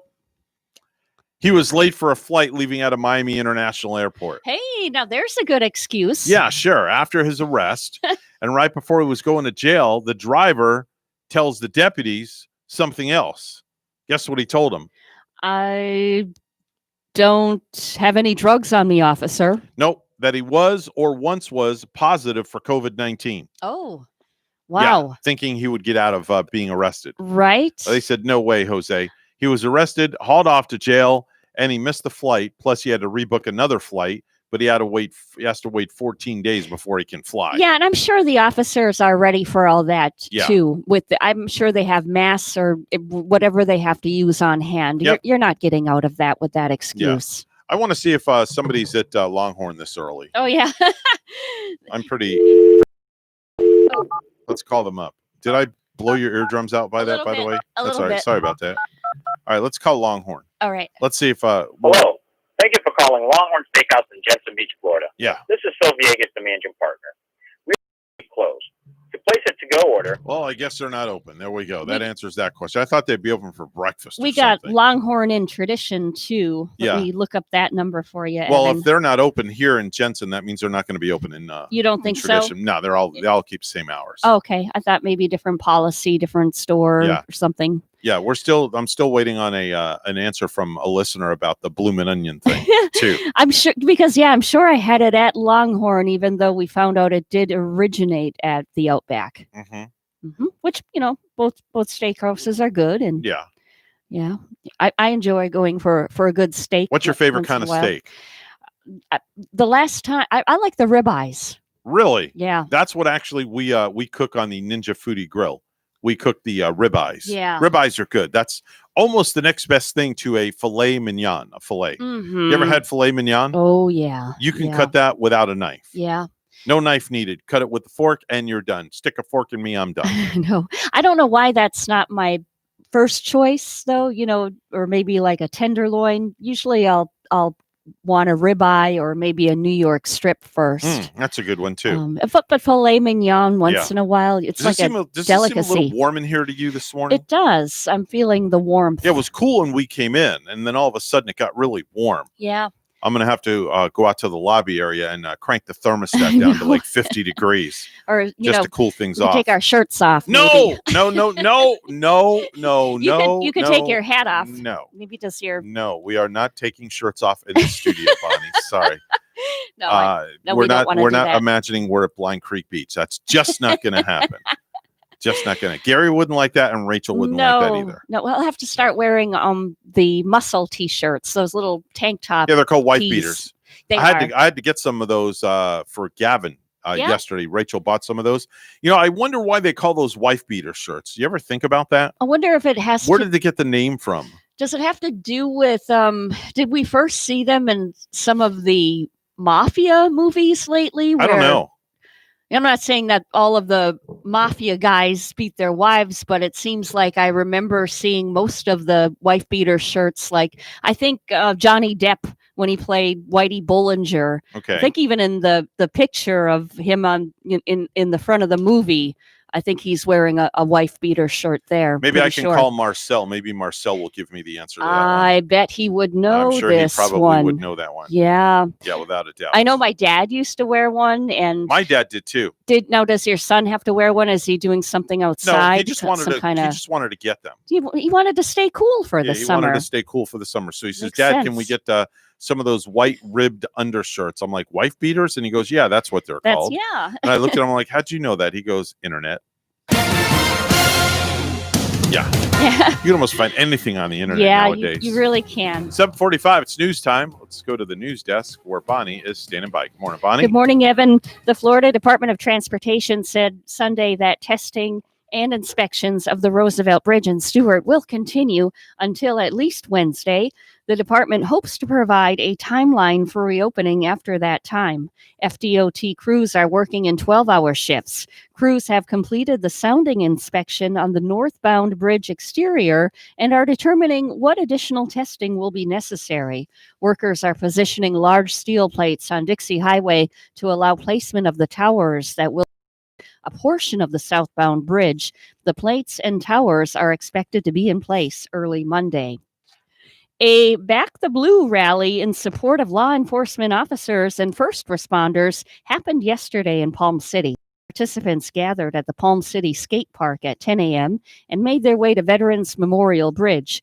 WPTV's Chris Gilmore has more on the Back the Blue.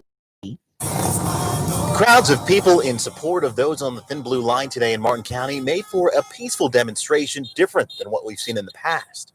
You know what? It's a breath of fresh air to see the support today. Despite where you stand politically, the color overwhelmingly supported today is blue, representing all law enforcement and first responders past and present right here in Martin County. He would have wanted me to be here today to, like I said, spread his name and make sure that he's never forgotten. Fallen Trooper Joseph Bullock. His face can be seen on pictures and T-shirts amongst the group today. Carla Coulter's husband worked alongside Bullock, a man he considered his brother. She says being out here today brought her back to her husband's phone call on February 5th of this year. And he just said, Joe's dead. And A 19-year veteran of the agency, Bullock was shot and killed in the line of duty on I-95 while assisting a disabled vehicle. Supporters today say they're here for Bullock's sacrifice and for first responders on the line every day during a particularly difficult time. Somehow we have to pick up the pieces, and our job is to make sure that he is never forgotten and that people across the world know, his sacrifice. The hole Bullock left behind is big, his legacy even bigger. In Palm City, Chris Gilmore, WPTV News Channel 5. Shark bites in Florida waters and globally are down dramatically this year. And Tyler Bowling, who manages the International Shark Attack File at UF, says the pandemic is the reason. We've seen shark bite numbers decreasing in recent years overall, but this is such a dramatic dip so far in the year that would believe that the obvious answer is that COVID shutdowns have had an impact. With beaches shut down and fewer people in the water to sharks. In the first 6 months of the year, there have only been 2 minor bites in Florida waters, one in Duval County and the other in Brevard. Normally, by this time of the year, there have been 8 or 9. And lastly, the boat ramps at Jensen Beach Boat Ramp Park will be closed for repairs starting today through Saturday, June 27th. And boaters are encouraged to utilize the boat ramps at the Jensen Beach Causeway during this closure.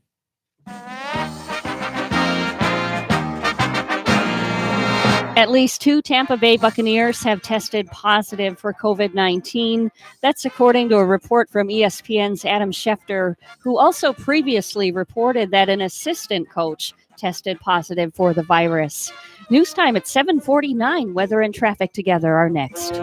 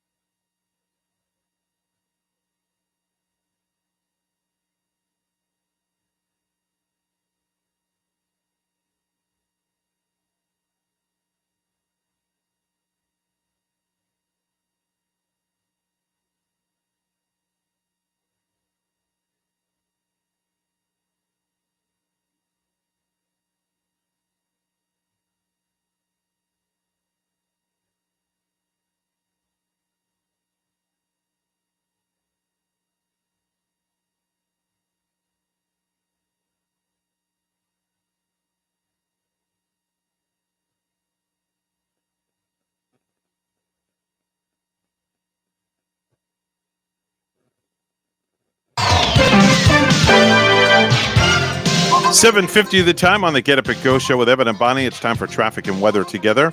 Brought to you by Code Red Roofers. Bonnie? The Roosevelt Bridge here in Stewart remaining closed, northbound and southbound. So make sure you take your alternate route if you want to get to your work on time and give yourself plenty of time this morning and enjoy a nice ride. We don't have any traffic accidents to report at the moment. There's your latest look at traffic.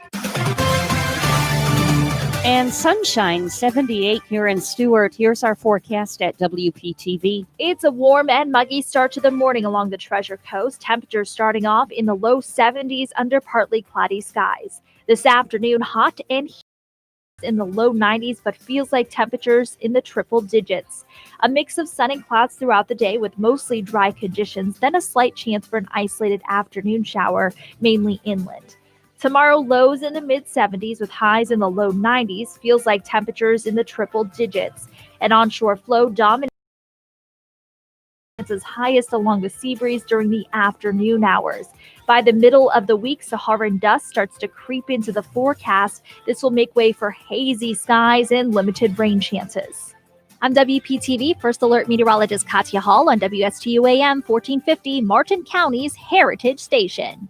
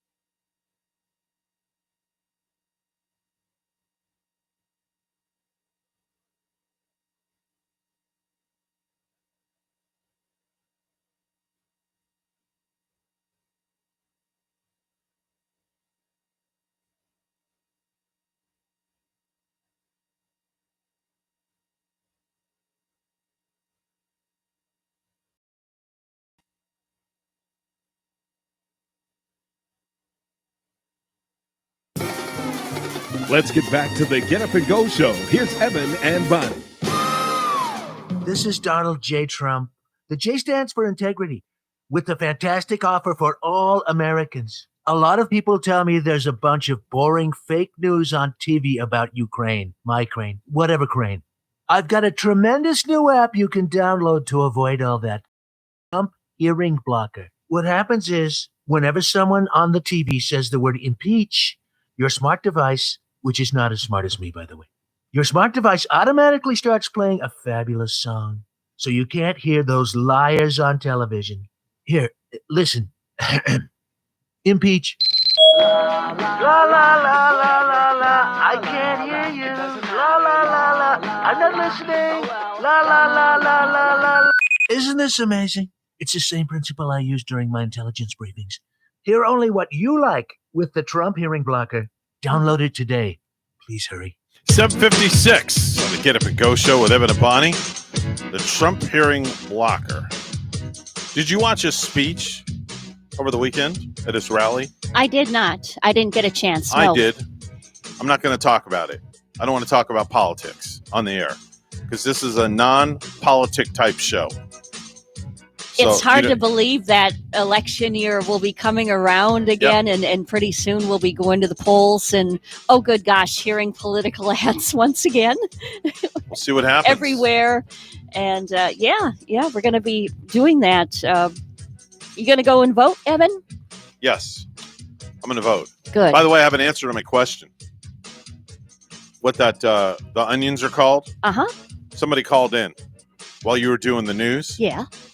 I asked their name. They wish to remain anonymous and hung up the phone on me, but that's okay. Okay. I said, "Can I have your name?" And she goes, "It doesn't matter." And click, just like that. Well, did she give an answer to our question? It's called the Texas Tunyon. It is. Texas Tunyon. She's right. It was called the Tunyon at Longhorn, come to think of it. Texas Tunyon. You're right. What it's called. Yep. And Outback calls it the Bloomin' Onion. You're right. There you go. Okay. Thank you so much, anonymous caller. Yes, the anonymous caller. And that you helped us out a whole lot. Yeah, we were having a big debate, so you owe me $1, Bonnie. Tunyon. I should have remembered that one. Why do they call it a Tunyon? That's Wait what a I minute. want to know. I don't owe you $1. Why? You know why? Now we break even. Why? Because on Friday you said you would only receive a card from one of your children. Oh, that's right. And you received more cards this Yes, I Father's did. Day. So we bet $1 there. That's and right. Now $1 here and $1 everywhere. We're even. We're even. Okay, so you owe me nothing. Yeah. You owe me absolutely nothing. I'm feeling cheap. Nothing at all. But I do know what we do owe the listeners is another hour of entertainment coming up. That's right. And coming up in the 8 o'clock hour, the Lori Gaylord's going to be here, superintendent of Martin County Schools. That's right. It is We've Monday. got lots to talk about. As we start thinking about, well, you know, I hate for the kids to have to start thinking about getting back to school already, but we know that the administrators are, Yes. and they have tons and tons on their shoulders. And boy, do they have their hands full. Yeah, so we'll learn They've more got about. to figure out how they're going to open these schools up. Yeah, how they're going to handle the bus transportation. It's a bus load. It's just not a boatload, but a bus load. Really, though. Yeah, I mean, it's. I was having a conversation at home with the wife about that. And how things are going to happen because she teaches at a private school. Yeah. So they can, it's a little easier that way. But man, these public schools, wow. I don't know how they're going to do this. How to handle all this, yeah. And if the kids will have to wear masks and then that social distancing on the school buses. Yeah. And yeah. Hopefully we can get a lot of our questions answered from Lori Gaylord, superintendent of Martin County Schools, coming up at 8 o'clock this morning. So we'll let you know right here at WSTU Stewart, Martin County's Heritage Station. The news is coming up next, and then hour number 3 of the Get Up and Go show. Don't go anywhere.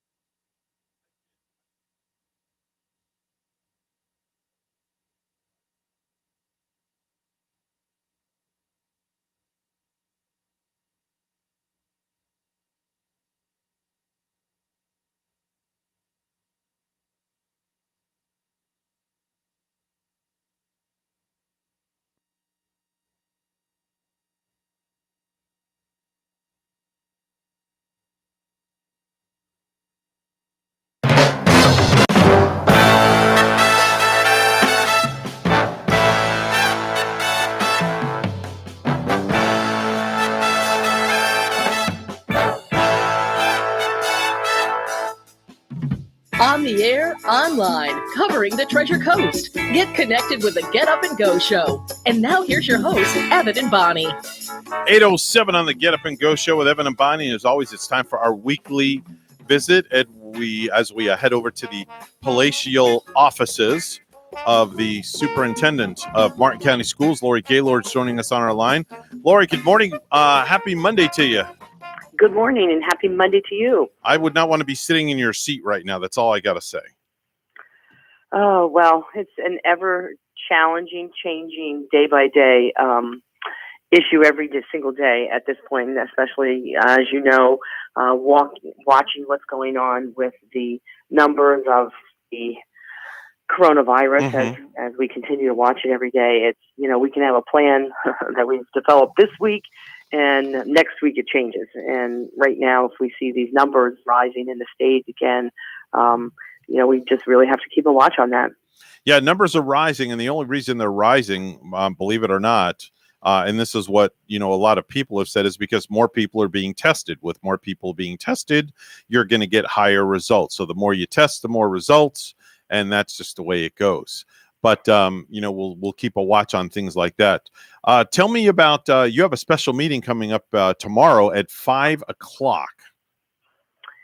Yes, we have a special meeting tomorrow at 5 o'clock, and we're discussing frequently the reopening plan, and we have a pandemic response team that continues the conversation about reopening schools.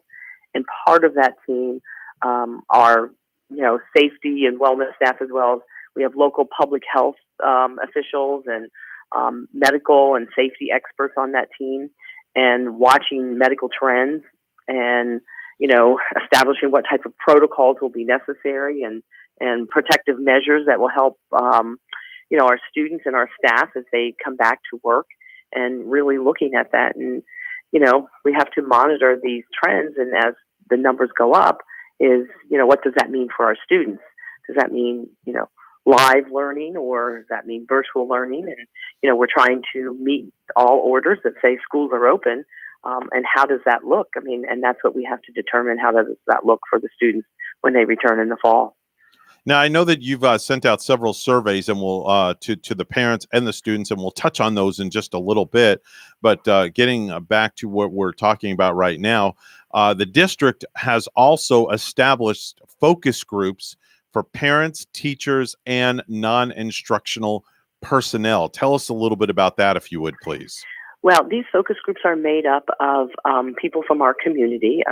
We have, parents that are on some of these groups, and we have some teachers that are on there, some non-instructional personnel people that would not necessarily fall in the, teacher in the classroom, but, people that be able to serve multiple purposes. And, we have a parent that is a physician and also a parent, and so, can offer the field, but also offer from a parent point of view what's happening in real world going on with students. And so, we've identified some of our tasks, or our stakeholders on here, our shareholders. And so gathering that information is important for us, is to be able to say, how do you feel about this? And we talked a little bit about some of those surveys of asking people is, would you be willing to, transport your student to school if school was open? If transportation was an issue, and many parents said yes, they would transport their students to school. Asking students how they feel about wearing a mask, and given the option of school or no school, students said yes, I'll wear a mask. Now that was a little bit older students. So we continue to ask students and ask parents and ask families how they feel about what would be appropriate for them for school, how comfortable they feel. Because we have two distinct schools of thought going on. We have the people that say, open the schools, we want schools open, we want my children to come to school, live school every day. And then we have, on the other side, we have people say, nope, I'm not sending my child to school. I don't think it's safe. And, provide me an option that I can educate my child at home. So we have both of those going on in our community at this time. See, me being a parent of a high school senior this year, I'm kind of stuck in the middle here, because I prefer my son to stay home. I would rather him learn on the computer instead of taking any chances. Granted, he works a job that he's in front of the public as a cashier, but he wears a face covering and he properly protects himself. But on the other flip of the coin, he wants to be around his peers and he doesn't care if he's got to wear a mask all day long. So as a parent, I'm stuck in a catch-22. I don't want to, I feel like I'm going to be the bad guy and make the decision and say, listen, I don't want you going. You're not going. And then he's just going to have a bad attitude. Or do I let him, you see where I'm at? I'm stuck. Mm-hmm. Well, and I think the face mask covering, I mean, you see the county commission passed for persons in, businesses to require their employees to wear masks. Right. That order, however, doesn't apply to the school district, but we continue to monitor this and looking and saying, okay, so maybe face coverings, and that's something that we've got to investigate and evaluate as we go forward is, how do we can say, okay, well, we recommend wearing masks, and then what happens? We talk about little children, they're going to wear a mask all day. Mm-hmm. And how many masks per day? And you can see that, what do you do if they show up without a mask?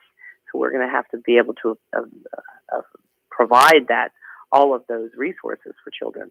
Lori, good morning. Hi, Bonnie. Hi. Did you do any surveys or get any ideas of numbers of families, parents that might want to keep their kids doing the schooling at home throughout the school year? And is there a chance that maybe the school system could work something out like half and half? Well, and yes, we've considered all of those options where, it would be a combination of, some students learning in school, at home, and then, switching. And then those students that have been at home would come to school, and those that were in school would stay home. Yes, we've considered that. We're also planning for a digital learning academy, a Martin Digital Learning Academy, where those families that don't feel comfortable, that want to keep their children home, that they would have that opportunity to have their learning to continue at home and have their online lessons at home. Oh, yeah. So, I think I did hear that too on the news on Friday morning, where they had an idea of moving them back and forth.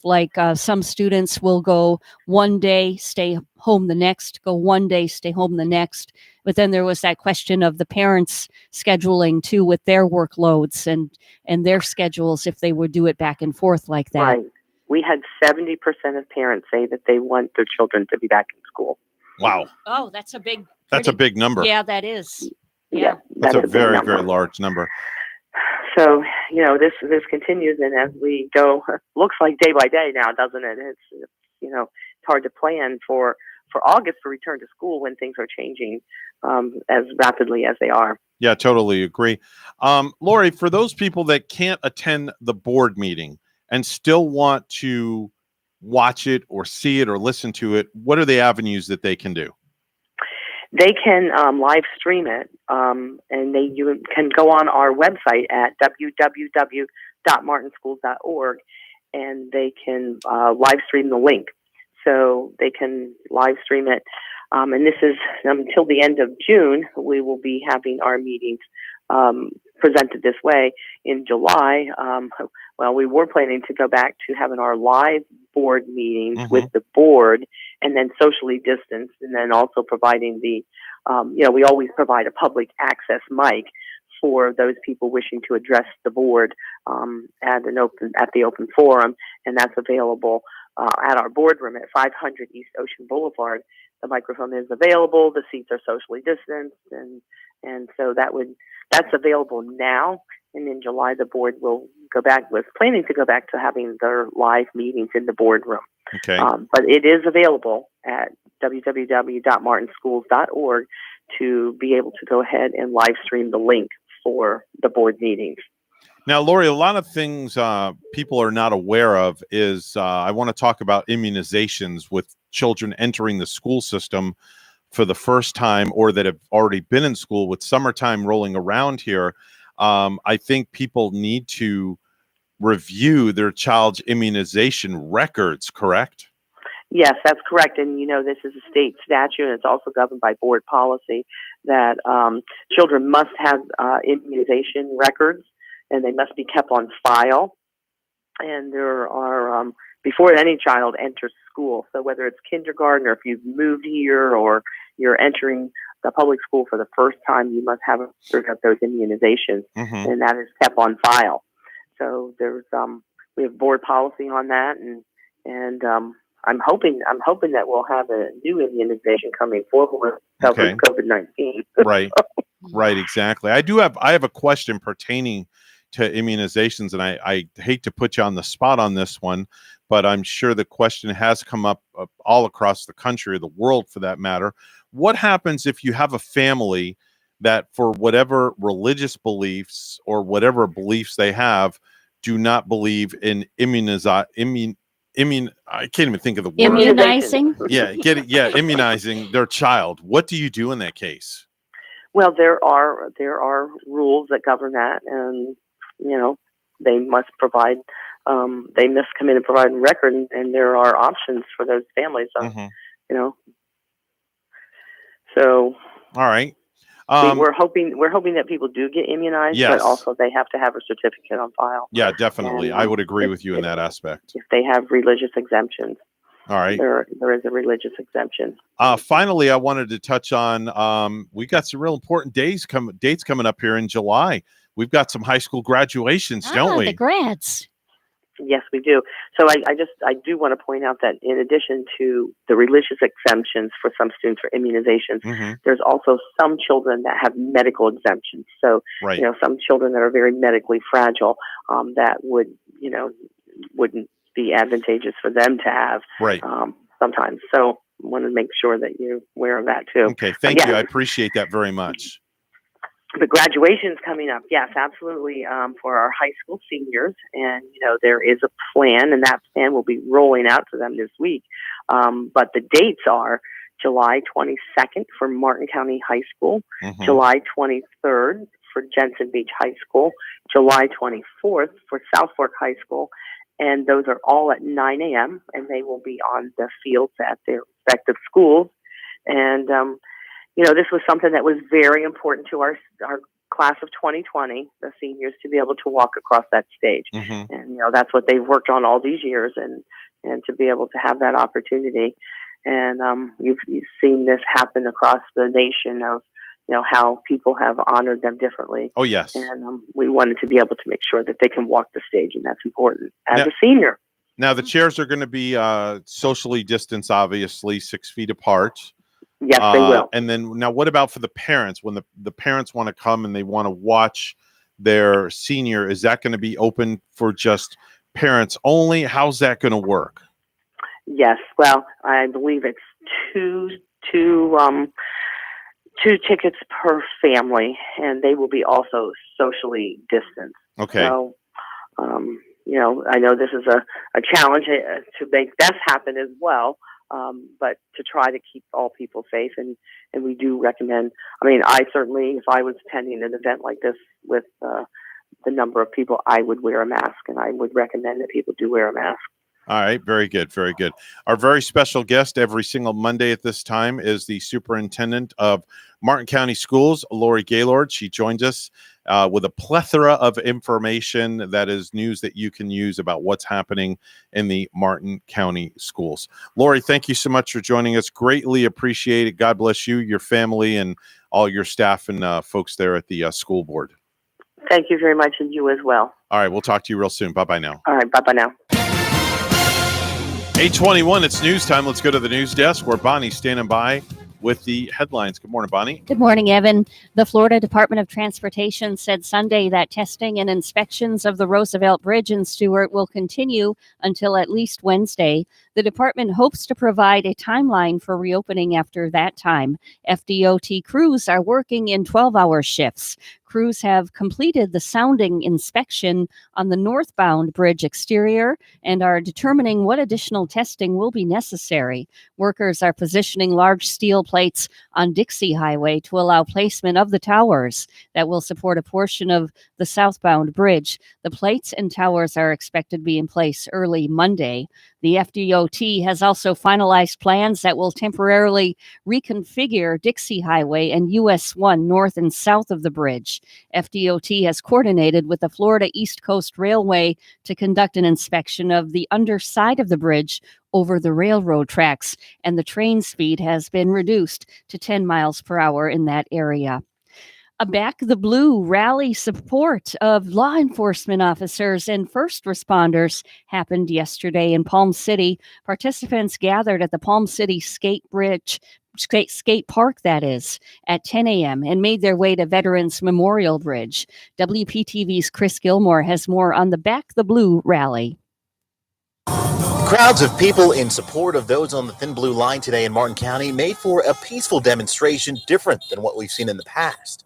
You know what? It's a breath of fresh air to see the support today. Despite where you stand politically, the color overwhelmingly supported today is blue, representing all law enforcement and first responders past and present right here in Martin County. He would have wanted me to be here today to, like I said, spread his name and make sure that he's never forgotten. Fallen Trooper Joseph Bullock. His face can be seen on pictures and T-shirts amongst the group today. Carla Coulter's husband worked alongside Bullock, a man he considered his brother. She says being out here today brought her back to her husband's phone call on February 5th of this year. And he just said, Joe's dead. And I lost it. A 19-year veteran of the agency, Bullock was shot and killed in the line of duty on I-95 while assisting a disabled vehicle. Supporters today say they're here for Bullock's sacrifice and for first responders on the line every day during a particularly difficult time. Somehow we have to pick up the pieces, and our job is to make sure that he is never forgotten and that people across the world know, his sacrifice. The hole Bullock left behind is big, his legacy even bigger. In Palm City, Chris Gilmore, WPTV News Channel 5. Another Florida city might be about to require face masks. The Lakeland City Commission will consider adopting a measure for a face mask requirement during a virtual meeting this morning. There are more than 2,000 confirmed coronavirus cases in Polk County, and more than a third of those are in Lakeland. And every crisis brings out scammers, so with COVID-19. Florida's Attorney General warns about one scheme promising seniors payments to stay home to prevent spreading the coronavirus. Ashley Moody says the crooks hack Facebook accounts and send messages to victims saying they need bank account numbers or payments to get thousands of dollars in federal grant money. There is no such grant program. I'm John McQuiston. And lastly, the boat ramps at Jensen Beach Boat Ramp Park will be closed for repairs starting today through this coming Saturday. Boaters are encouraged to utilize the boat ramps at the Jensen Beach Causeway during the closure. Like many in college football, the defending national champions are as well battling a viral outbreak. At least 1/4 of LSU's football team was in quarantine this week because of virus-related concerns, but that number is continuously fluctuating based on test results. At least 30 of LSU's 115 players have been isolated because they tested positive for COVID-19 or were found to have had contact with those who tested positive. News time is 8:25. Weather and traffic together are next.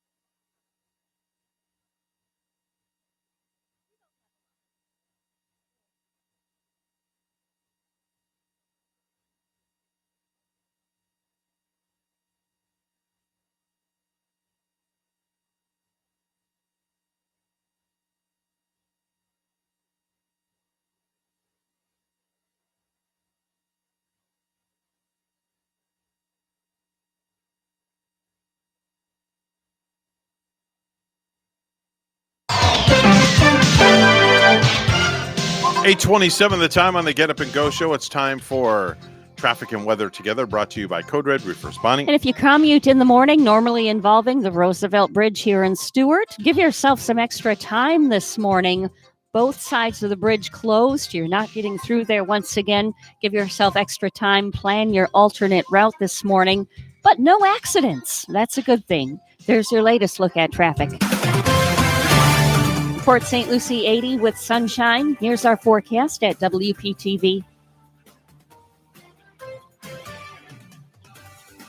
It's a warm and muggy start to the morning along the Treasure Coast. Temperatures starting off in the low 70s under partly cloudy skies. This afternoon, hot and humid with highs in the low 90s, but feels like temperatures in the triple digits.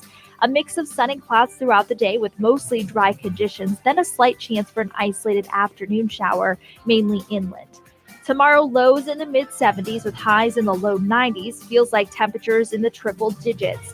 An onshore flow dominates the weather pattern, keeping rain chances highest along the sea breeze during the afternoon hours.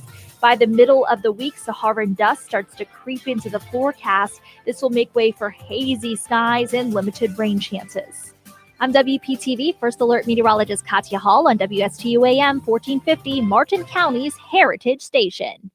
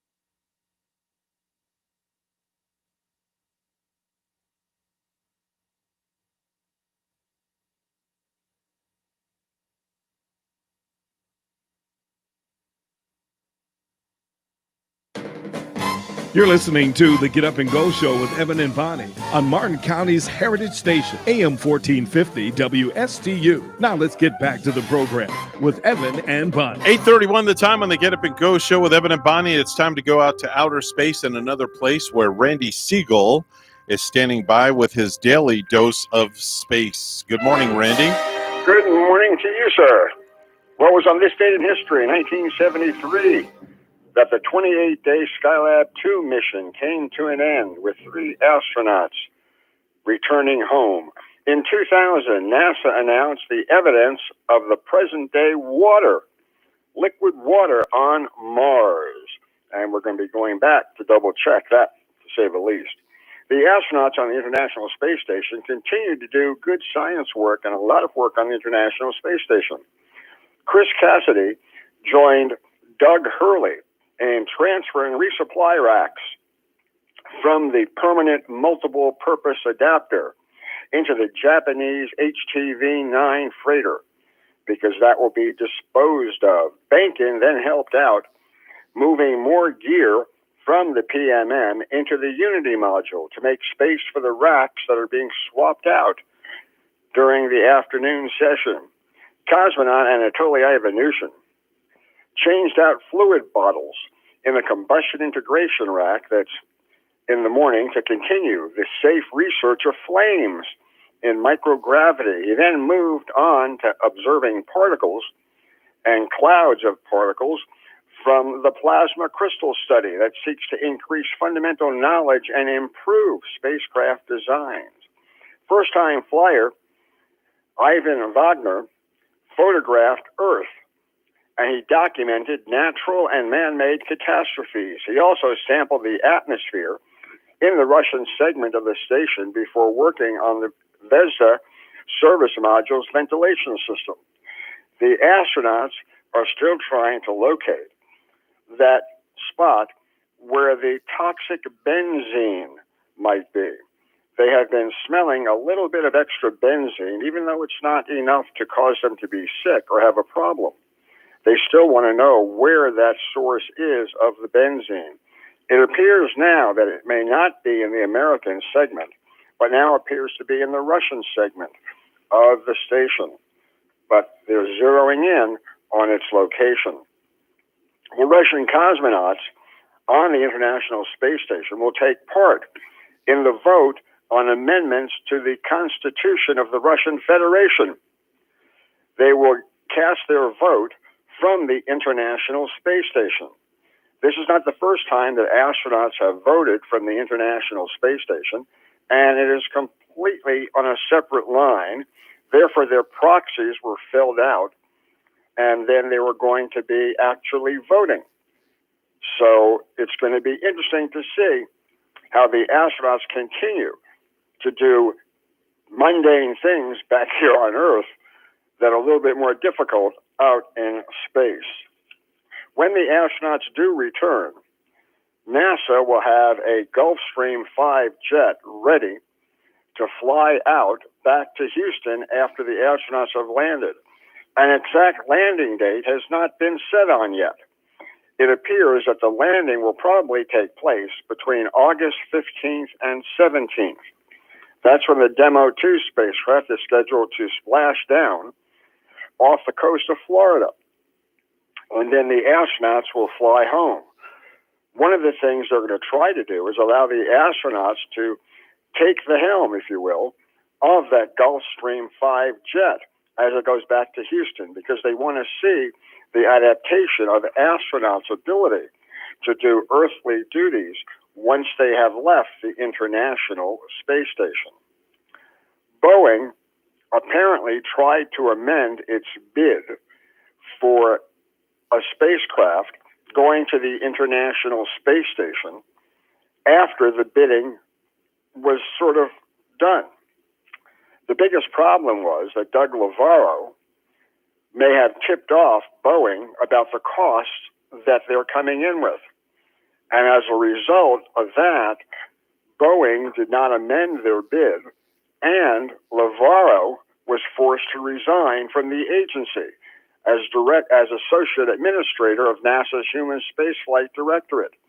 It appears he may have been guilty of insider trading, if you will, by letting them know what the contract should be. The Boeing company, International Space Station manager Mark Mulqueen, will leave the company next month. He'll be replaced by the senior official overseeing the current program.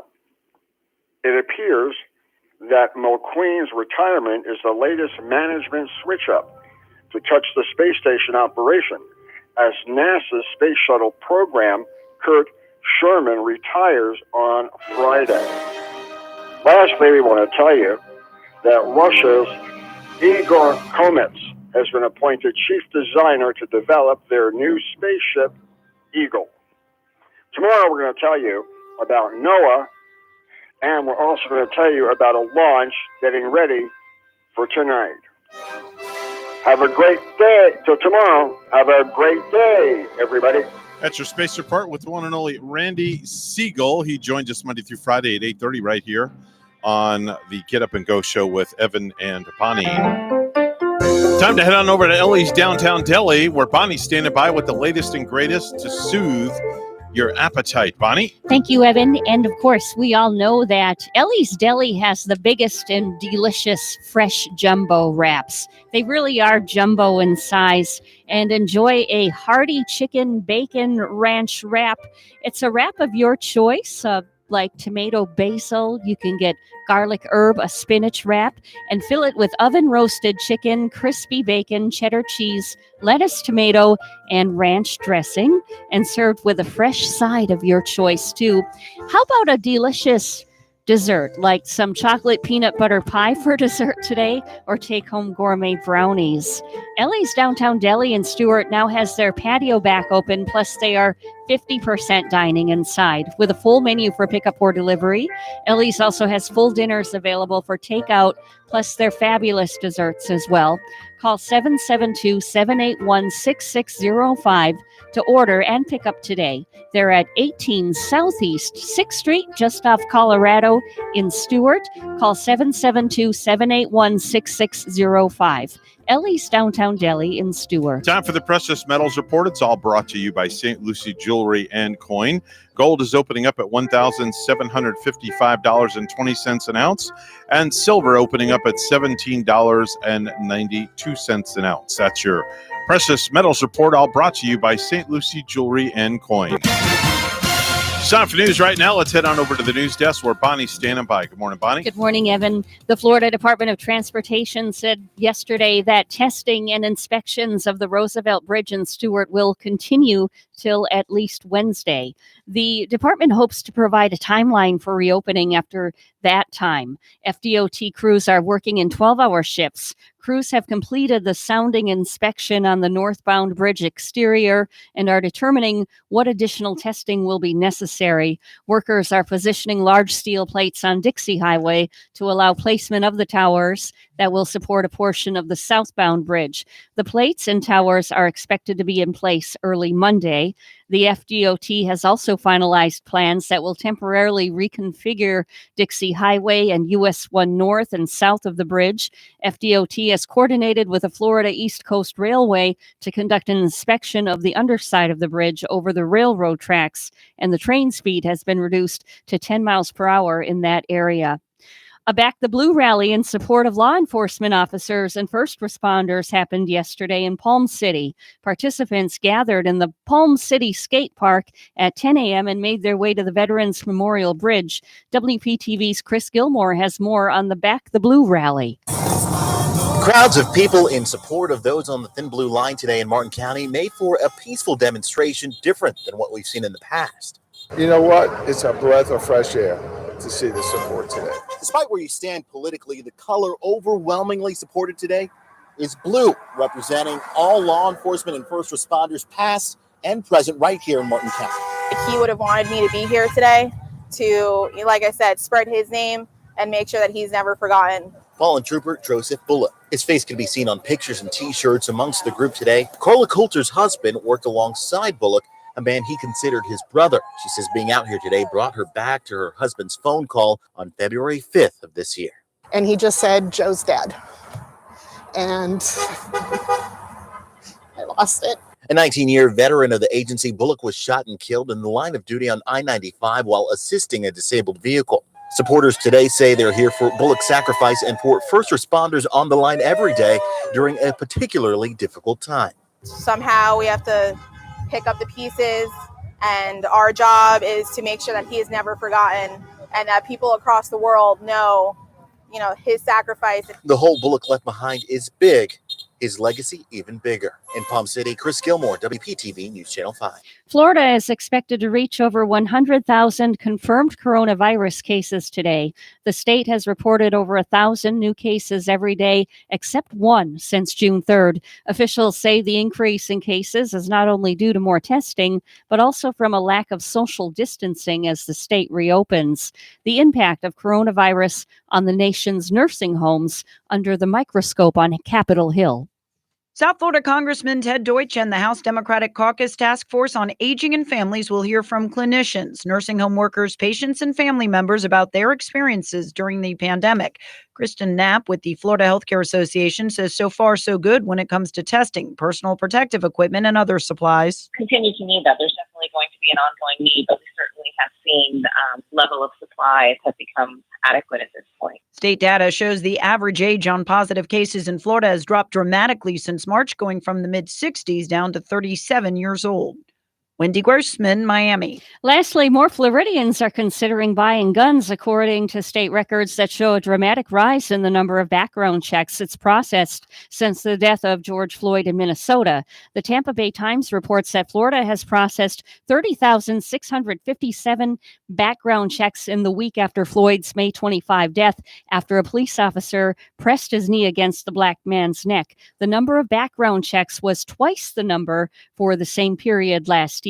To purchase a gun in Florida, buyers must usually undergo a background check. A week after Floyd's death, June 1st, the state processed 8,597 background checks that day, more than 4 times higher than the first Monday in June last year.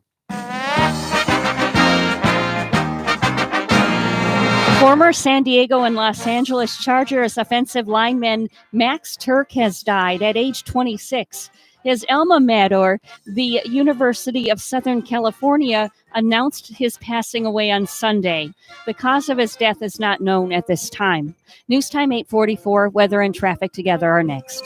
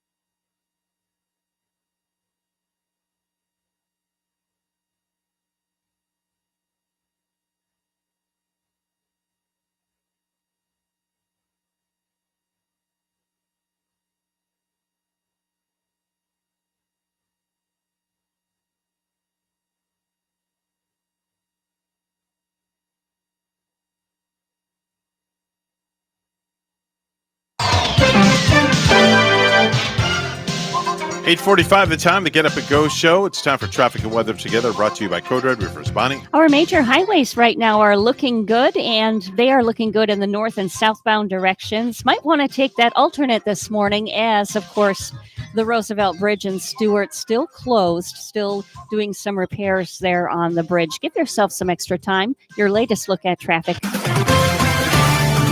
We're up to 80 in Stewart. Here's our forecast at WPTV. It's a warm and muggy start to the morning along the Treasure Coast. Temperatures starting off in the low 70s under partly cloudy skies. This afternoon, hot and humid with highs in the low 90s, but feels like temperatures in the triple digits. A mix of sun and clouds throughout the day with mostly dry conditions, then a slight chance for an isolated afternoon shower, mainly inland. Tomorrow, lows in the mid-70s with highs in the low 90s, feels like temperatures in the triple digits. An onshore flow dominates the weather pattern, keeping rain chances highest along the sea breeze during the afternoon hours. By the middle of the week, Saharan dust starts to creep into the forecast. This will make way for hazy skies and limited rain chances.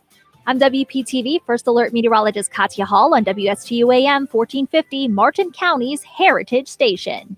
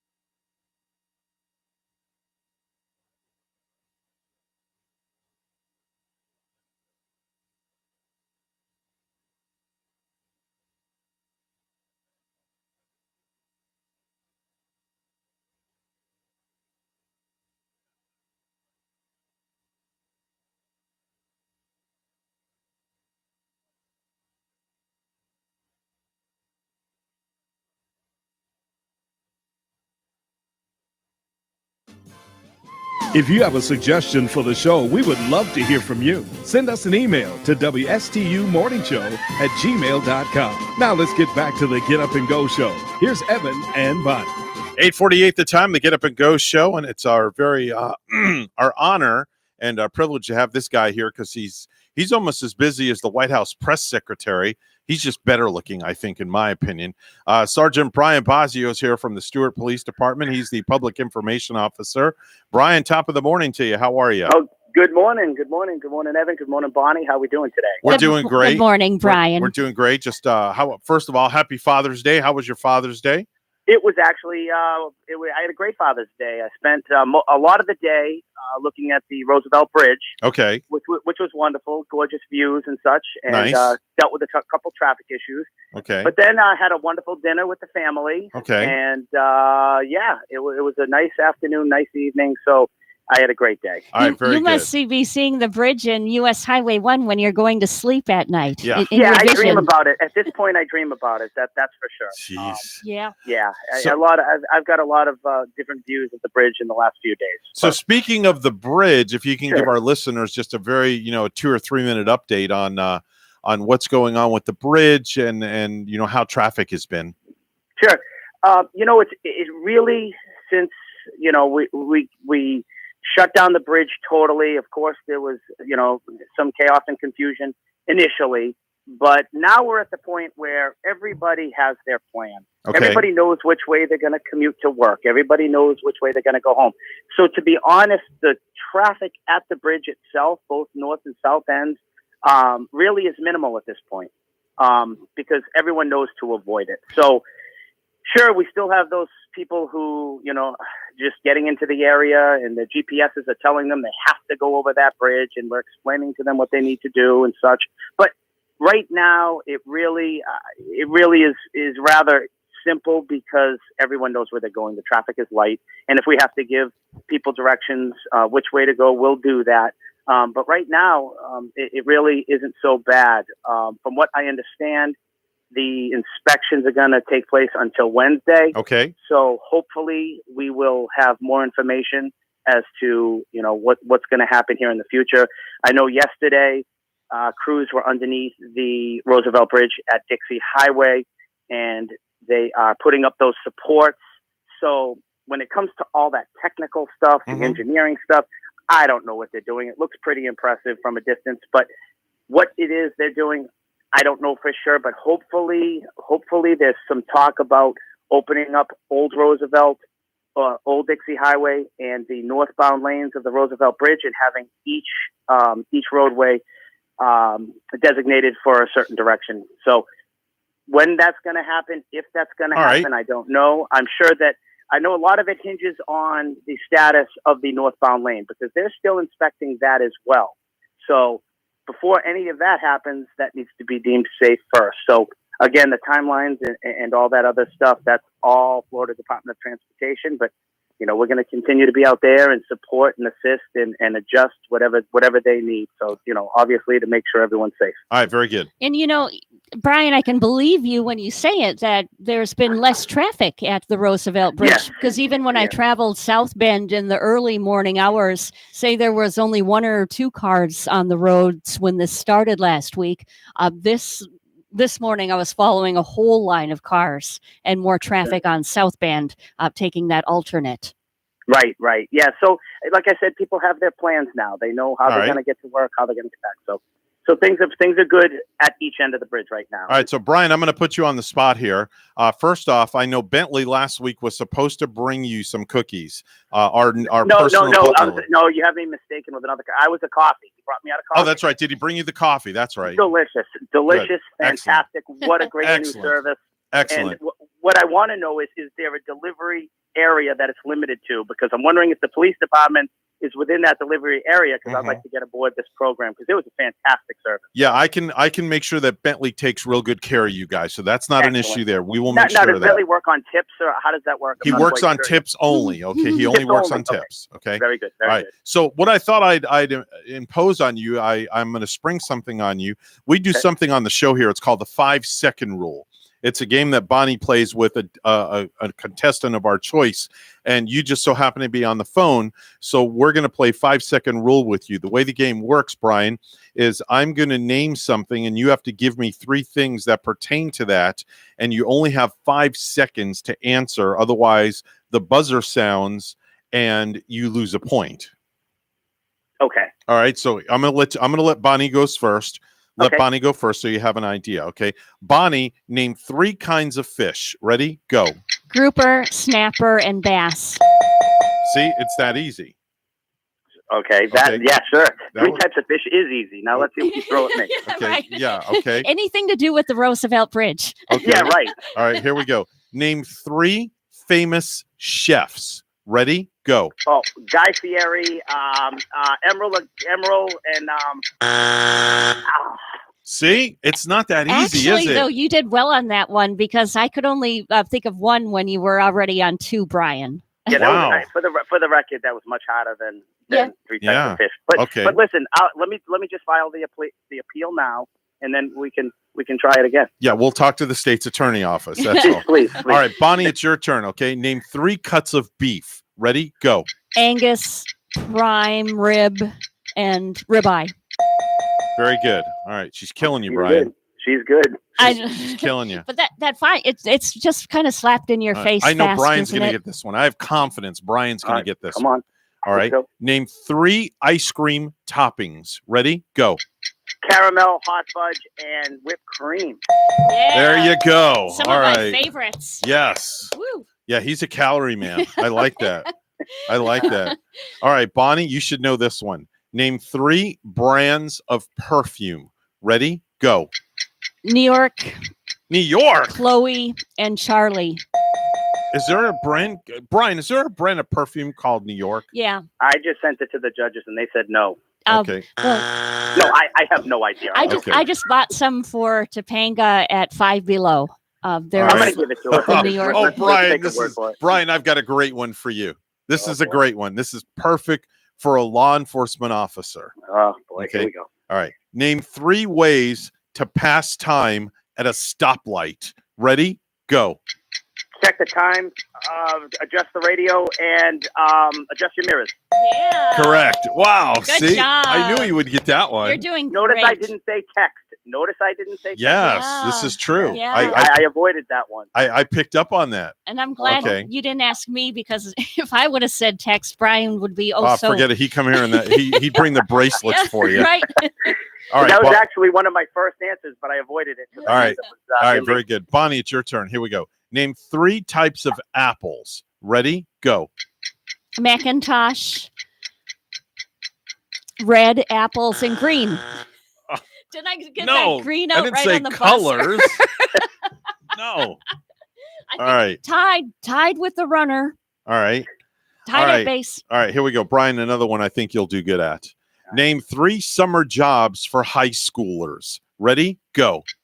Landscaping, fast food, and delivery. Oh, I think he got it on the buzzer. I We'll don't give know. you that. We're going to have to appeal to the judges. Let me ask the judges. Judges, what do you say? Yeah. Very good. All right. Yeah. The judges said yes. All right, Bonnie, this is going to be a tough one for you. Okay. Name 3 canceled television shows. Ready? Go.